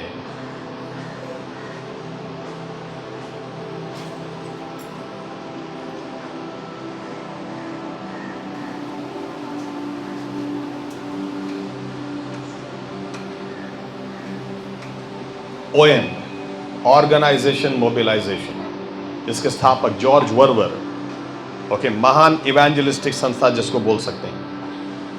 जॉर्ज वर्वर, अगर आप उनके पिक्चर को देखोगे, बहुत हैंडसम। उनके साथ कौन शादी करना नहीं चाह रहा था?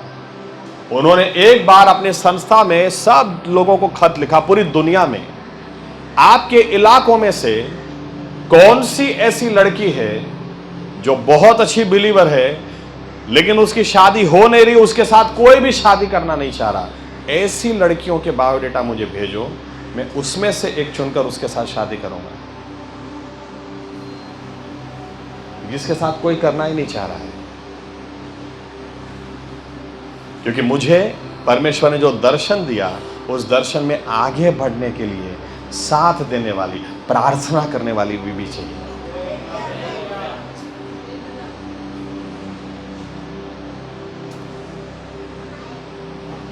और आज लोग क्या देखते हैं, इनको पता ही नहीं है ये लड़की बाइबल पढ़ती भी है कि नहीं, प्रार्थना करती भी है, दिखती मस्त है, बस इसके पीछे पड़ जाओ।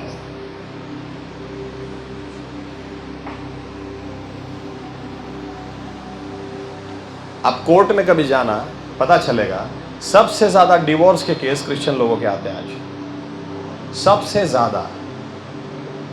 जबकि हमें तो डिवोर्स होना ही नहीं चाहिए, हमारी शादी तो ऐसी होनी चाहिए कि लोगों के लिए उदाहरण बने, लोग हमको देखकर यूं सोचे। आज जवान लोग ऐसे लोगों को देखकर सोचते शादी करनी नहीं भाई, जबकि परमेश्वर की मर्जी क्या है, शादी हो तो ऐसी हो कि हमको देखकर लोग बोलें अगर शादीशुदा जीवन ऐसा होता है तो हमको भी ऐसा करना है।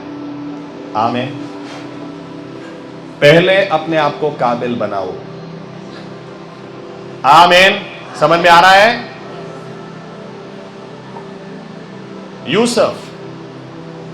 यूसुफ क्या बोलता है जब पोटीफार के घर, अब देखो यूसुफ कड़वाहट से भरा हो, ऐसा हो सकता है, ऐसा था नहीं लेकिन बोल रहा हूं। उसके भाइयों ने उसको इस तरह से, एक व्यक्ति ऐसा है कि बाइबल बताती है, या तो दो सीन देता हूं आपको। इस पार से यूसुफ देख के अपने भाइयों को खुश हो रहा है, अरे हे मेरे भाई मिल गए। और इस पार उसके भाई देखते, देखो वो स्वप्न देखने वाला आदमी आया, इसको खत्म करो, इसको मारो, इसको खत्म करो, ये अपनी सब बातें पिता को बता देता है। यूसुफ एक बाजू से अपने भाइयों को देखकर खुश है, दूसरी बाजू उसके भाई उसको देखकर मारने के लिए प्लान बना रहे हैं। यहां तक कि जब यूसुफ हाथ में आता है तो उसको खड्डे के अंदर डाल दिया और ऊपर भाई लोगों के बीच में बवाल चल रही। रूबेन बोल रहा है नहीं इसको मार नहीं देना, अरे यार कुछ भी हो अपना भाई है। बाकी लोग बोल रहे हैं मार दो, इसको मार दो। अंदर यूसुफ ये तो सोचता होगा ना कि क्या कर दिया, ऐसा क्या कर दिया मैंने कि आप मुझे मार देना चाहते हैं, ऐसी कौन सी बात। आप बाइबल में लिखा नहीं लेकिन थोड़ी इमेजिनेशन में लगाता हूं, जब इसको उठाकर इश्माइलियों के पास बेच दिया तो ये क्या रोया नहीं होगा, क्या गिड़गिड़ाया नहीं होगा, ये क्या बोला नहीं होगा अरे भाई मेरे साथ क्यों ऐसा कर रहे हो, क्योंकि वो क्या डरा नहीं होगा। उसने भी ये, उसको भी डर लगा होगा कहां मुझे बेच रहे हैं, पिता के घर में जो राजकुमार की तरह जी रहा है, लेकिन अब उसको वहां पर भेजा जा रहा है जहां जाने के बारे में उसने कभी सोचा भी नहीं है। और बाइबल कहती है उसको गुलाम के भाव में भाइयों ने भेज दिया और ये पोटीफार के घर के अंदर गया। अब कभी किसी के साथ बुरा होना तो किसी के साथ बुरा हो। आज बहुत सारे जवान लोग कड़वाहट से भरे हैं। ये क्यों दारू पीते हैं? दारू इसलिए नहीं पीते हैं, दारू का शौक है, लेकिन वो लड़की ने क्यों मना कर दिया, पहले हां बोली अभी क्यों मना करती, इसके लिए हृदय के अंदर घाव पड़ गया है। इसकी वजह से मेरे साथ ये दगा कर दिया, मेरे साथ इसने दगा कर दिया, मैं इसको अपना दोस्त समझता था, जो मुझे पसंद थी वो ये पटा के ले गया, ऐसा थोड़ी, ये दोस्त ने मेरे साथ दगा किया, ये दगा ना वो दगा, ये सब चीजें हैंडल नहीं कर पा रहे हैं, इसलिए आप शराब में चले जाते हैं, आप बदले की भावना में चले जाते हैं। यूसुफ ये सब चीज से होकर गुजरा। इसके बाद जब इसको मौका मिला, उसकी मालकिन उसको बोलती है कि मेरे साथ सो जा, मेरे साथ पाप कर ले। यूसुफ क्या बोलता है, ऐसी हालात में भी बोलता है मेरे मालिक ने मुझे सब कुछ अपने हाथ में दिया है, वो तू उसकी बीवी है, मैं अपने परमेश्वर के खिलाफ और मेरे मालिक के खिलाफ कैसे पाप कर सकता हूं। हालेलुया। ऐसे समय में भी वो परमेश्वर की बात करता है, ऐसे समय में भी वो परमेश्वर के नाम की महिमा की। आपको मिलेंगे ना, आपको मौके मिलेंगे, आपको पाप करने के लिए मौके मिलेंगे, लेकिन ऐसे समय आप बोलो, आपके मुंह से निकलना चाहिए पाप मैं कर सकता हूं, लेकिन मेरे प्रभु यीशु के नाम की वजह से, उसको महिमा देने की वजह से, उसका क्या, मैं उसके बारे में पहले सोचता हूं, उसके साथ मेरा रिश्ता टूट जाएगा। दाऊद को समझ में आया तो उसने परमेश्वर से कहा तेरी पवित्र आत्मा ले न लेना मुझसे, तो उधार का आनंद ले न लेना, क्योंकि उसको पता था परमेश्वर आप दाऊद होना तो भी पाप करोगे, वो रोकता नहीं है। ऐसा नहीं है कि ये दाऊद है तो चलो इसने पाप कर दिया तो क्या हो गया। बाइबल कहती है परमेश्वर को पसंद नहीं आया, उसने नाथान को भेजा, इसको जाके डांट।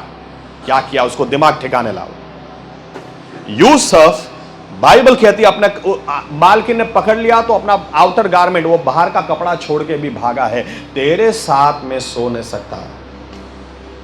और आज बिलीवर लोग क्या करते पता है, किसी ने पकड़ लिया, प्रभु बचा ले, अरे भागना भाई, भागने के लिए बोला है। ये प्रार्थना क्यों करते हैं, या तो मैं सच्चाई बताऊं, सच्चाई क्या है, ये खुद पकड़े हुए हैं, प्रभु मेरे को ये पाप से बचा ले, प्रभु मेरे को बचा ले। अरे किसने किसको पकड़ा भाई,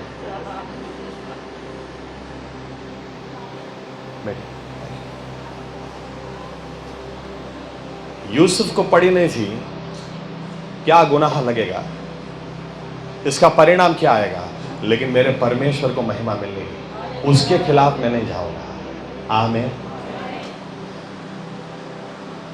मुझे पता है ये बात, क्योंकि अहमदाबाद में साबरमती सेंट्रल जेल है, तो वहाँ पर बरसों से एक नियम है, शायद सभी जेलों में होता होगा, मुझे नहीं पता।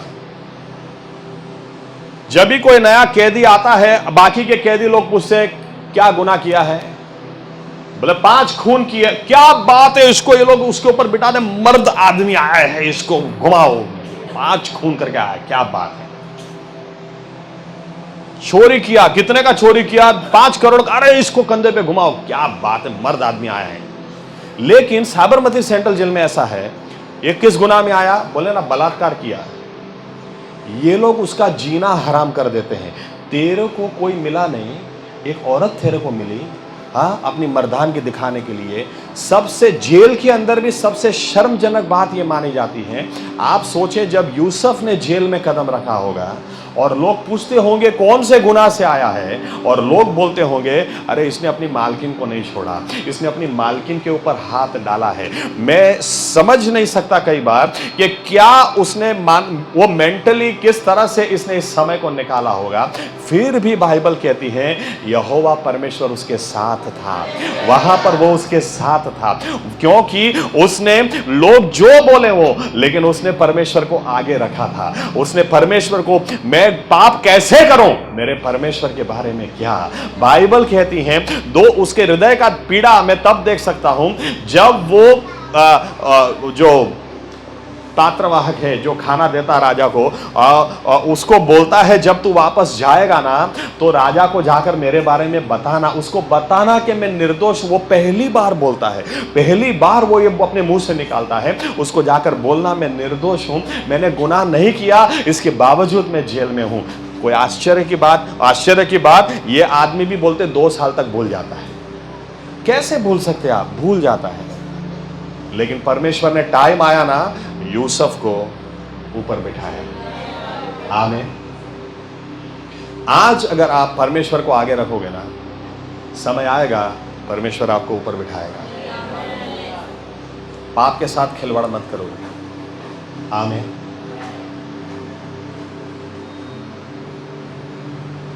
कुछ बातें बड़ी बड़ी हो जाती है, लेकिन फिर भी जवान लोग हैं, शेयर करता हूं। मेरे स्कूल में जॉब थी, मेरे पीछे इतनी लड़कियां घूमती थी। मेरे स्कूल में, मेरे स्टाफ रूम में मेरे टीचर मेरे को बोलते थे आप कैसे आदमी हैं, इतनी लड़कियां आपके पीछे घूमती, आप किसी को भाव नहीं देते। मेरा वाक्य सुनना, डेंजरस है।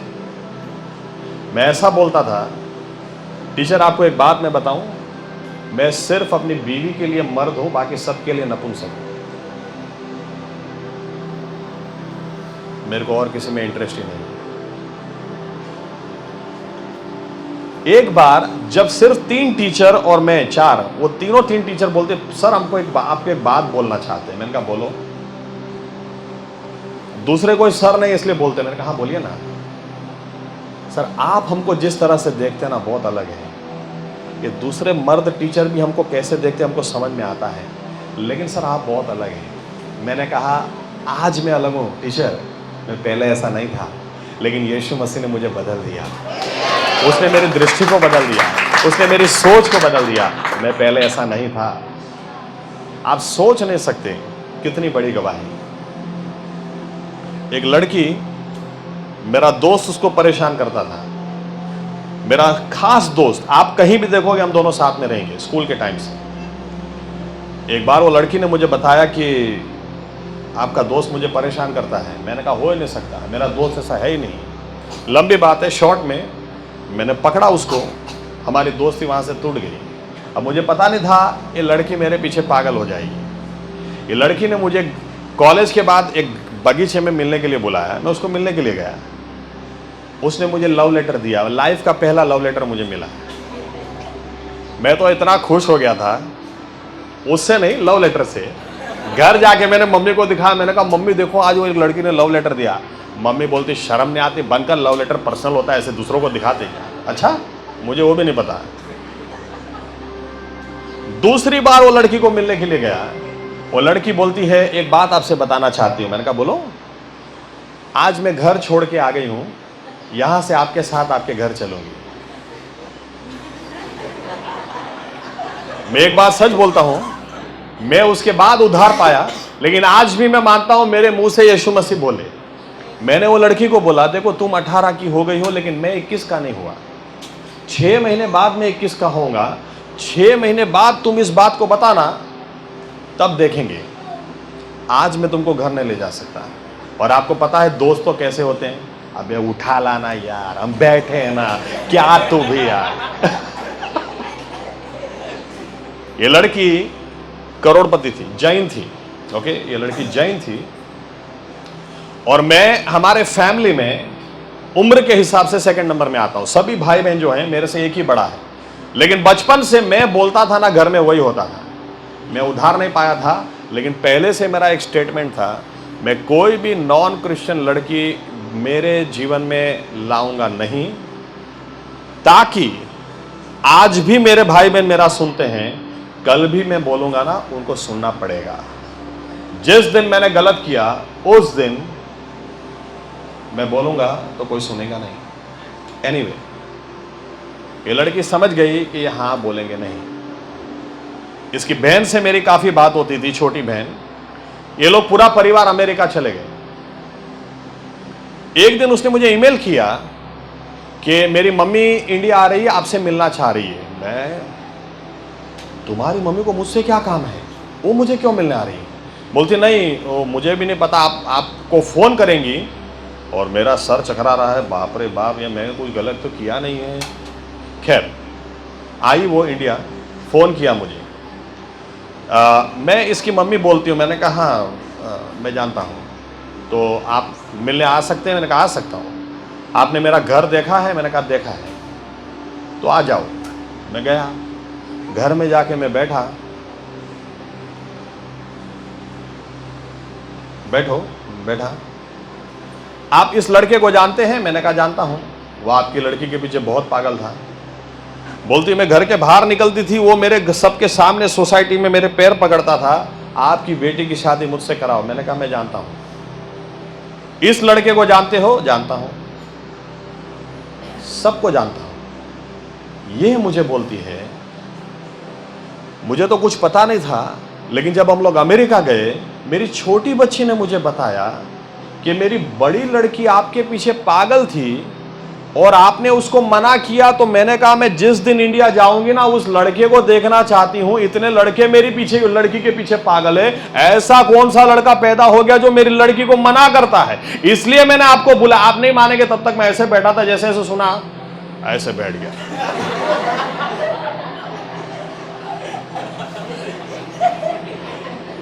मैं वो लड़का हूं जिसने आपकी लड़की को मना किया था।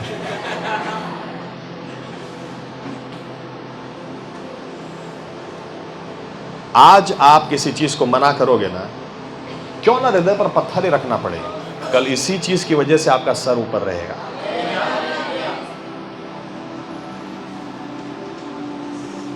आप सोचें, यूसुफ जब दूसरों को खाना बांटता था, अगर मेरा स्टडी कहीं गलत हो तो मुझे वापस देखना चाहिए, लेकिन जहां तक मेरा स्टडी है, पोटीफार जिस घर से यूसुफ गया, उसी की बेटी के साथ यूसुफ की शादी करवाई। जो औरत इसकी ऊपर नजर बिगाड़ रही थी, वही उसकी सास बनी।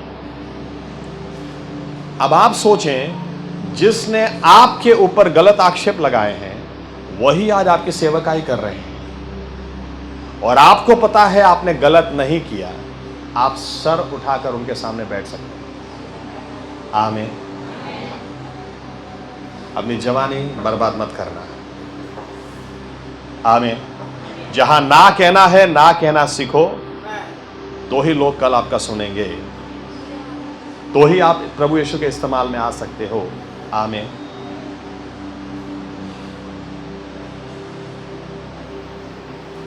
यूसुफ को परमेश्वर ने इतना ऊपर उठाया कि बाइबल कहती है उस जमाने में वो पूरी दुनिया को खाना खिलाने वाला एक आदमी बना। यहां तक कि वो राजा को जब कहता है, राजा आपके सपने का मतलब ये है, राजा क्या बोलता है, अरे लेकिन परमेश्वर ने तुम्हें चुना इसका मतलब दिखाने के लिए, तो तुम ही सब कुछ करो, मैं सिर्फ इस सिंहासन पर बैठूंगा उतना ही, लेकिन सब तुम्हारे वजह से चलेगा, तुम बोलोगे वही होएगा। हालेलुया। दूसरा एक उदाहरण देता हूं। खैर, कहने का मतलब एक वाक्य बोलना भूल गया। आज कितनी भी अच्छी लड़की क्यों ना लगे, जहां मना करना सीखो, समय आएगा प्रभु यीशु सही लड़की देगा। आमीन, आमीन। मैं मेरी वाइफ के लिए जितना भी धन्यवाद दूं उतना कम है। मैं जो भी मिनिस्ट्री कर रहा हूं या कर सकता हूं उसमें मेरी वाइफ का बहुत बड़ा हाथ है। आप प्रार्थना में रहो, जहां मना करना है मना करना सीखो। आमीन। राइट टाइम आएगा, परमेश्वर आपको सही पात्र देगा, लेकिन उसके पहले मेहनत करो, अपने आप को लायक बनाओ। आमीन। शादी के पहले मेरे पास गवर्नमेंट जॉब थी। मैं ऐसा नहीं बोलना चाह रहा आपके पास गवर्नमेंट जॉब हो, लेकिन आप लायक तो बनो। आमीन। कई लोगों को तो मैं बोलता हूं, भाई तुम्हारी शादी तो 40 साल में भी नहीं होनी चाहिए, क्योंकि 40 साल तक भी क्या बोल रहे हैं, पापा वो 200 रुपया दो ना पेट्रोल के लिए। अरे तो तुम कब तुम्हारे माँ बाप को दोगे? अभी भी तुमको लेने पड़ रहे, तो तुम कब दोगे? तो तुमने किया क्या अभी तक?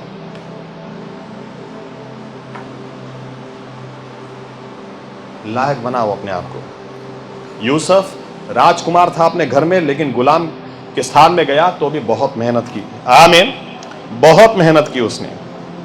बहुत अच्छा उदाहरण और एक है, सामसून। कितना जबरदस्त अभिषेक इसके ऊपर था, कितना जबरदस्त अभिषेक। बाइबल यूं कहती है, इसके ऊपर परमेश्वर की आत्मा उतर गई, सामने क्या नामुमकिन है वो मुमकिन हो जाता था। आमीन। सिंह सामने था तो सिंह को भी इसने फाड़ के रख दिया। अगर इसके सामने इसको गुस्सा आया, और बाइबल बताती है इसने the jaw of a donkey, गधे के मुंह का जो हिंदी में क्या बोलते हैं, जबड़ा, हाँ, इसको लेकर 1000 फलिस्तियों को मार दिया है। हाँ, इसको लेकर मैं तो सोचता हूं शायद वीडियो गेम लोग खेलते होंगे, उसमें भी 1000 लोगों को नए मारते होंगे, लेकिन सामसून ने रियल लाइफ में मार दिया। ये इतना जबरदस्त इसकी सेवकाई थी। याद रखना, आपकी जानकारी के लिए बताता हूं, ये मैचो मैन नहीं था। ओके, जैसे हमको पिक्चर में दिखाते हैं, क्या बाइसेप्स है ना, क्या ये एकदम सिंगल बॉडी आदमी था, लेकिन जब परमेश्वर की आत्मा इसके ऊपर उतरती थी, ये पूरा अलग ही व्यक्ति हो जाता था। लेकिन बाइबल कहती है एक दिन इसने अपना अभिषेक गंवा दिया, एक दिन अपना सब कुछ गंवा दिया। क्यों? एक गलत औरत की वजह से।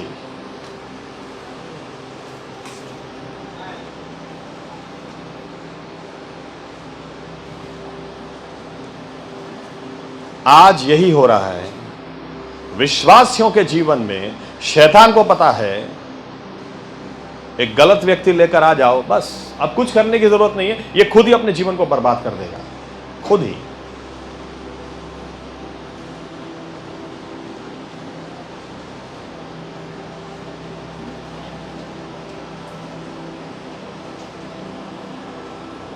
एक्स्ट्रा मैरिटल अफेयर इतने बढ़ते चले जा रहे हैं, लफड़े इतने बढ़ते चले जा रहे हैं। सिस्टर एसर से मेरी बात होती है, स्कूल में 6th स्टैंडर्ड के बच्चे एक दूसरे को लव लेटर लिखते हैं, इनको अभी से प्यार हो गया है। कई बार तो मैं सोचता हूं, एक बार दांत गिरकर दूसरे नहीं आए, इसके पहले ही लोगों को प्यार हो जाता है।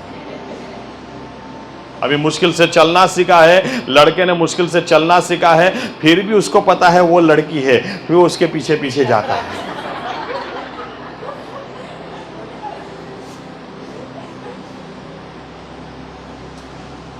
पहले दिन मैंने कहा था, अंधेरा जितना गहरा हो, थोड़ा सा भी उजियाला दूर से दिखाई देता है। आमीन। हमारे जीवन में शुद्धता हो, पवित्रता हो, बहुत मेहनत हो, बहुत काबिल बनो, दूसरों को दिखाई देगा। आमीन।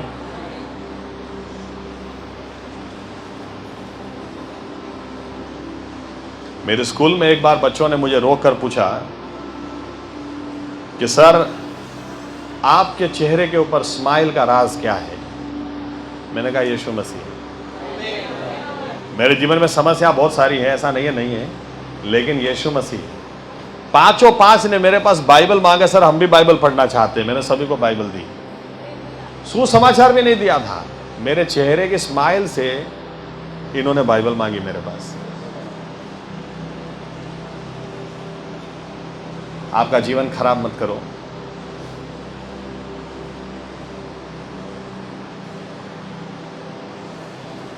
और एक उदाहरण, चलिए गिनती 25 आयतें देता हूं, उसके पहले एक बात बताता हूं। जवान लोग हैं इसलिए मुझे गोल गोल घुमाने की, ऐसी बात करने की भी जरूरत नहीं है, सीधा बोलता हूं।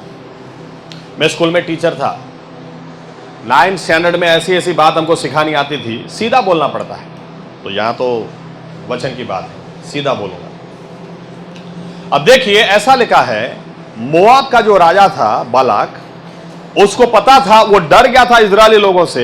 उसको पता था, ऐसा लिखा है कि जब इजरायली लोग इसकी ओर आ रहे थे, इसने बलाम को बुलाया और कहा कि तुमको जितना पैसा चाहिए मैं देता हूं, लेकिन इजरायली लोगों को श्राप दो, क्योंकि अगर ये लोग श्रापित नहीं होंगे तो हमारे पूरे देश को चाट जाएंगे, खा जाएंगे, खत्म कर देंगे। हम इनके सामने नहीं टिक सकते, क्योंकि इनके परमेश्वर ने इनके लिए क्या किया ये हमको अच्छी तरह से पता है। बलाम पहले मना करता है, फिर आता है, रास्ते में परमेश्वर उसको रोकने की कोशिश करता है, गधा भी बोलता है, गधी भी बोलती है, इसके बावजूद वो नहीं रोकता है। आकर वो जब भी अपने मुंह को खोलता है, बाइबल कहती है अपने मुंह से आशीष निकालता है। वो बलाक उसको बोलता है, अरे तू चाहिए उतना सोना, चाहिए उतना चांदी, तू जो बोलेगा मैं दूंगा, लेकिन तू अपने मुंह से इस प्रजा के लिए श्राप निकाल। एक बार बलाम यूं बोल देता है, ये प्रजा इतनी आशीषित है कि इसको कोई श्राप लग ही नहीं सकता है। हालेलुया। जब कई बार लोग ऐसा बोलते ना, ये भी मैं एक बात बताता हूं, कई मां बाप के लिए उनके लड़के इतने सीधे हैं, इतने सीधे हैं, पास्टर साहब मैं आपको क्या बताऊं, मेरा लड़का ऐसा कर ही नहीं सकता है, लगता वो लड़की ने कुछ खिला दिया है,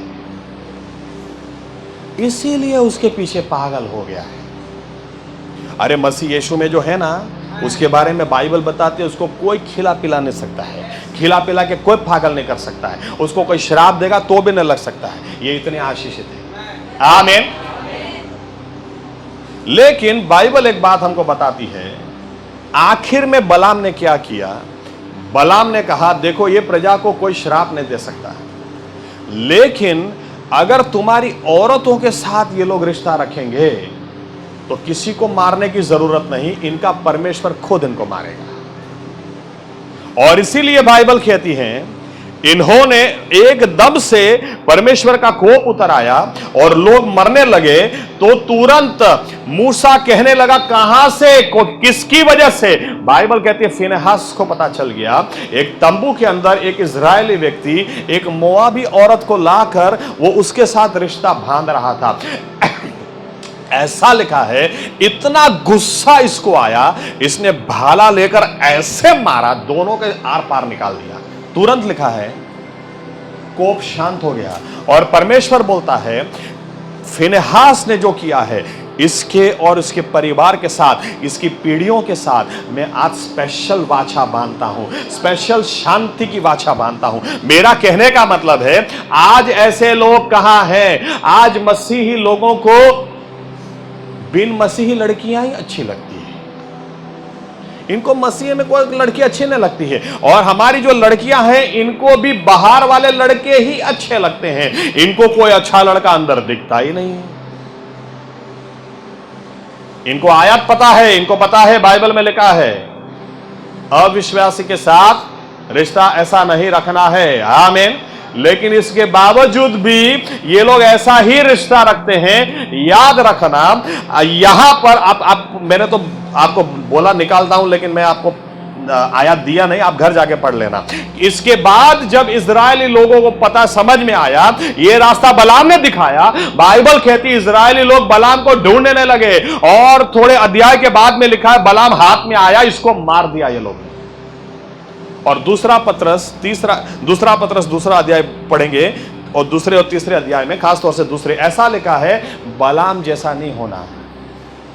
ये पैसे का लोभी था, पैसों की वजह से ये इजरायलियों को पाप भी करा सकता था। कितने सारे लोग मारे गए सिर्फ इसकी वजह से, क्योंकि आप गलत रिश्ता रख रहे हैं। बलाम के मार्ग में नहीं चलना। बलाम ने यह सिखाया तुम अपने सुंदर औरतों को भेजो, और आज हो क्या रहा है, यही हो रहा है। बिलीवर्स को नॉन बिलीवर्स ज्यादा ही सुंदर दिखते हैं, ज्यादा ही अट्रैक्टिव लगते हैं। इनको यह नहीं पता है, आप बाइबल अच्छी तरह से पढ़ना, गलत रिश्ता, गलत व्यक्ति आपकी आशीष को खत्म कर देगा। आमीन। दूसरा पॉइंट भी देता हूं, फिनेहास का पॉइंट भी इधर इंपॉर्टेंट है। आज पाप चलता है भाई, प्यार हो गया ना, प्यार हो गया, चलता है। फिनेहास जैसे लोग हमको चाहिए। आमीन।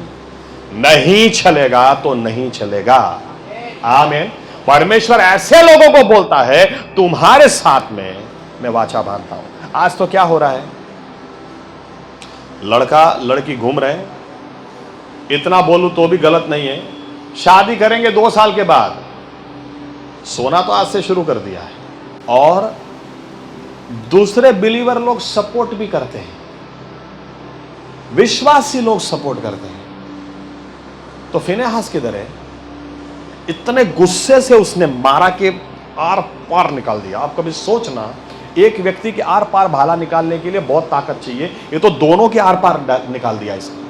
यानी कितना गुस्सा था, ऐसा हमारे बीच में नहीं चलेगा। परमेश्वर बोलता है फिनेहास की वजह से, इसकी वजह से ये कोप रुका है, इसकी वजह से महामारी रुकी है, इसके साथ, इसके परिवार के साथ मैं सदियों तक शांति की वाचा बांधता हूं। आमीन। ऐसे बिलीवर्स कहां हैं? आज तो सब चलता है, माफी मांग लेंगे ना परमेश्वर के पास, सब चलता है। अरे जानबूझ के जो गलती करते हैं ना, उसकी माफी किधर से होती है? उसकी माफी कोई दिल से मांग ही नहीं सकता है, जानबूझ के किया है। खिलवाड़ मत करो। जवान व्यक्ति को पता होना चाहिए मेरी जवानी प्रभु यीशु आपके लिए है। आमीन। मेरी जवानी आपके लिए है, मेरी जवानी से आपको मान और महिमा मिलनी चाहिए। बिजी रखो अपने आप को, परमेश्वर की बातों में बिजी रखो। पढ़ाई करते हो, पढ़ाई करो, बिजी रखो। आमीन।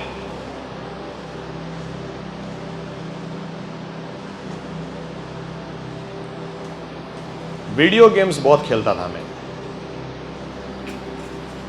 और मुझे नहीं पता शायद कोई मेरे जितना खेलता होगा या नहीं, क्योंकि मैं रात को मेरे पीसी के ऊपर या तो मेरे लैपटॉप के ऊपर रात को 10 बजे बैठता था, सुबह 5 साढ़े 5 बजे खड़ा होता था,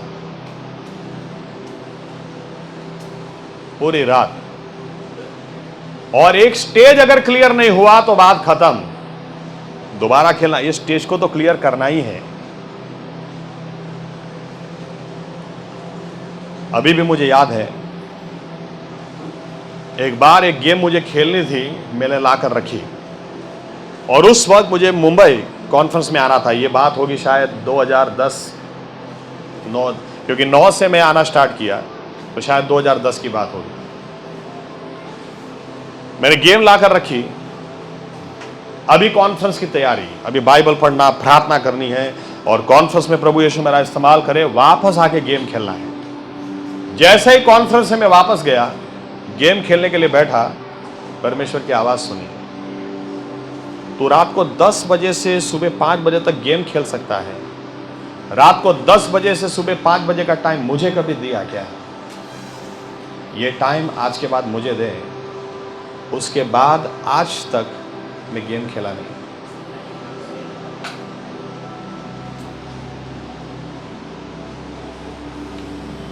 तब से रख दिया। वो लैपटॉप मेरा खराब हो गया, नया लैपटॉप लाया, ग्राफिक कार्ड वाला चाहिए ही नहीं, सिंपल लैपटॉप चाहिए बस।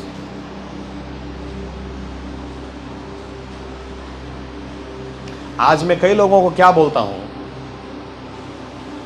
यहां तक कि मेरे चर्च के लोग बैठे हैं, मैंने कल ही उनसे बात करते हुए कहा मेरी इच्छा नहीं थी इधर कॉन्फ्रेंस में आने के लिए।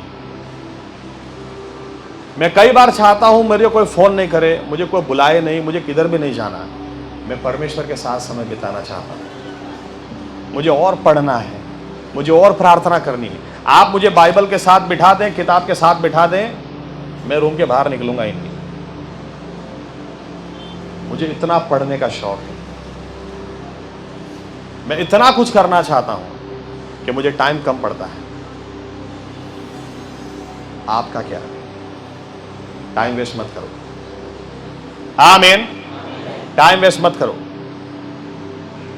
टिकटॉक के वीडियो देखने से, कॉमेडी वीडियो देखने से आपके जीवन में शांति आ जाती है, आपकी शादी हो जाती है। 10 साल से बच्चा नहीं होता, हो जाएगा। अरिजीत सिंह के गाने सुनने से आपका जीवन बदल जाएगा। तो करो।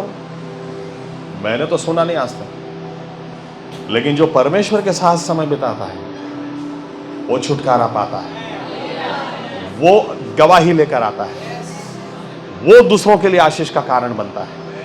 आमीन। अपनी जवानी खराब मत करो।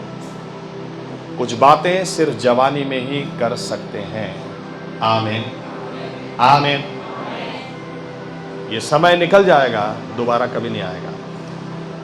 कभी भी अपनी जवानी को शैतान को इस्तेमाल मत करने दो, क्योंकि वो जानता है उसका हिसाब यूज एंड थ्रो है। आपको इस्तेमाल कर लिया, फेंक दो। परमेश्वर इस्तेमाल करता है, ले लेता है, वो फेंकता नहीं। आमीन। आपके जीवन में सोचो, मैंने यीशु मसीह को जीवन क्यों दिया? मेरे जीवन का गोल क्या है? मेरा ध्येय क्या है? मैं क्या करना चाहता हूं? क्या बनना चाहता हूं? मैं अपने आप को इस संसार के साथ अपवित्र नहीं कर सकता।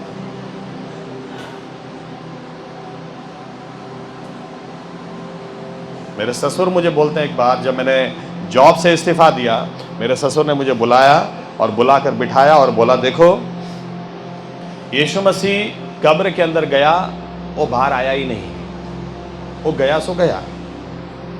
मैंने कहा अच्छा? तो बोलते हैं हाँ, हमारे चर्च के पास्टरों को पता है। बोलते हैं हमारे चर्च के पास्टरों को पता है यीशु मसीह चर्च के अंदर, वो कब्र में गया, वापस आया ही नहीं।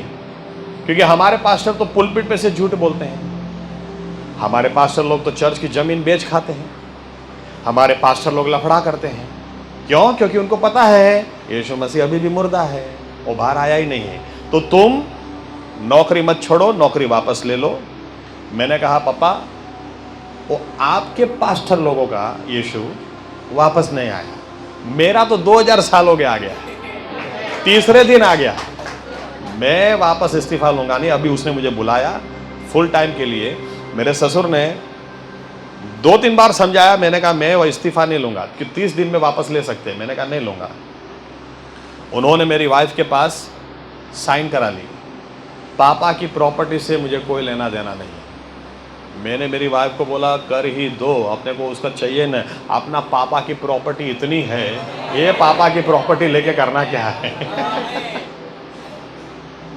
वो प्रॉपर्टी के लिए मैं सेवकाई छोड़ नहीं सकता। आमीन। आज वही ससुर हमारे साथ में रहते हैं। वो कोरोना हो गया था, मरने वाले थे, बच गए। प्रभु यीशु की दया से हम उनको बड़ौदा लेकर आए। मेरे घर में आके देखते हैं। मैं तो सोचा था इतना छोटा घर होएगा। मैंने कहा नहीं नहीं, मेरा यीशु अच्छा घर में हमको लेकर आया। वो हमको जब भी अहमदाबाद जाते थे, काजू का पैकेट, अखरोट का पैकेट बच्चों को खिलाना, हम कुछ नहीं बोलते थे, लेके आते थे। इनको ऐसा था ये क्या खिलाएगा बच्चों को, तो मुझे देना पड़ेगा। जब हमारे साथ रहने के लिए आए तो अच्छा खाना खाते हैं। हमें आपका कुछ नहीं चाहिए, परमेश्वर देता है। आमीन। लेकिन आपको जब निर्णय लेने हैं ना, निर्णय लो। आमीन। दाऊद अपनी जवानी में परमेश्वर के साथ इतना समय बिताया, परमेश्वर उसको नीचे से ऊपर लेकर आया। आमीन। थोड़ा अभी भी बोलना है, लेकिन 1-2 गाना गाते हम, क्योंकि कुछ लोग थोड़ा परेशान हो गए होंगे। मैं तो बोलने में थकता नहीं, लेकिन सुनने में कुछ थकान होगा। तो मारता हूं थोड़े और हथौड़े, लेकिन एक दो गीत के बाद। लेकिन आप एक तय कर लो, एक बात तय कर लो, आपकी जवानी वेस्ट मत करो। ये जवानी जाएगी, वापस नहीं आएगी। आमीन। आज का दिन भी निकल जाएगा, ये लौट के नहीं आएगा। बाइबल कहती है आज ही समय है, यही समय है, नया डिसीजन ले लो। आमीन। आज मैं ये डीजे पार्टी ना वो डीजे पार्टी ना इधर, सब जगह जवान लोगों को देखता हूं। मैं ये सोचता हूं ऐसा हमारे चर्च के जवान लोग होने चाहिए, तो यीशु मसीह के लिए नाचते हो, यीशु मसीह के लिए कूदते हो, और लोग उनको देखकर कहें ऐसा कैसे हो सकता है, और वहां से प्रभु यीशु को मान और महिमा मिले। आमीन। आइए अपनी जगह खड़े हो जाएं।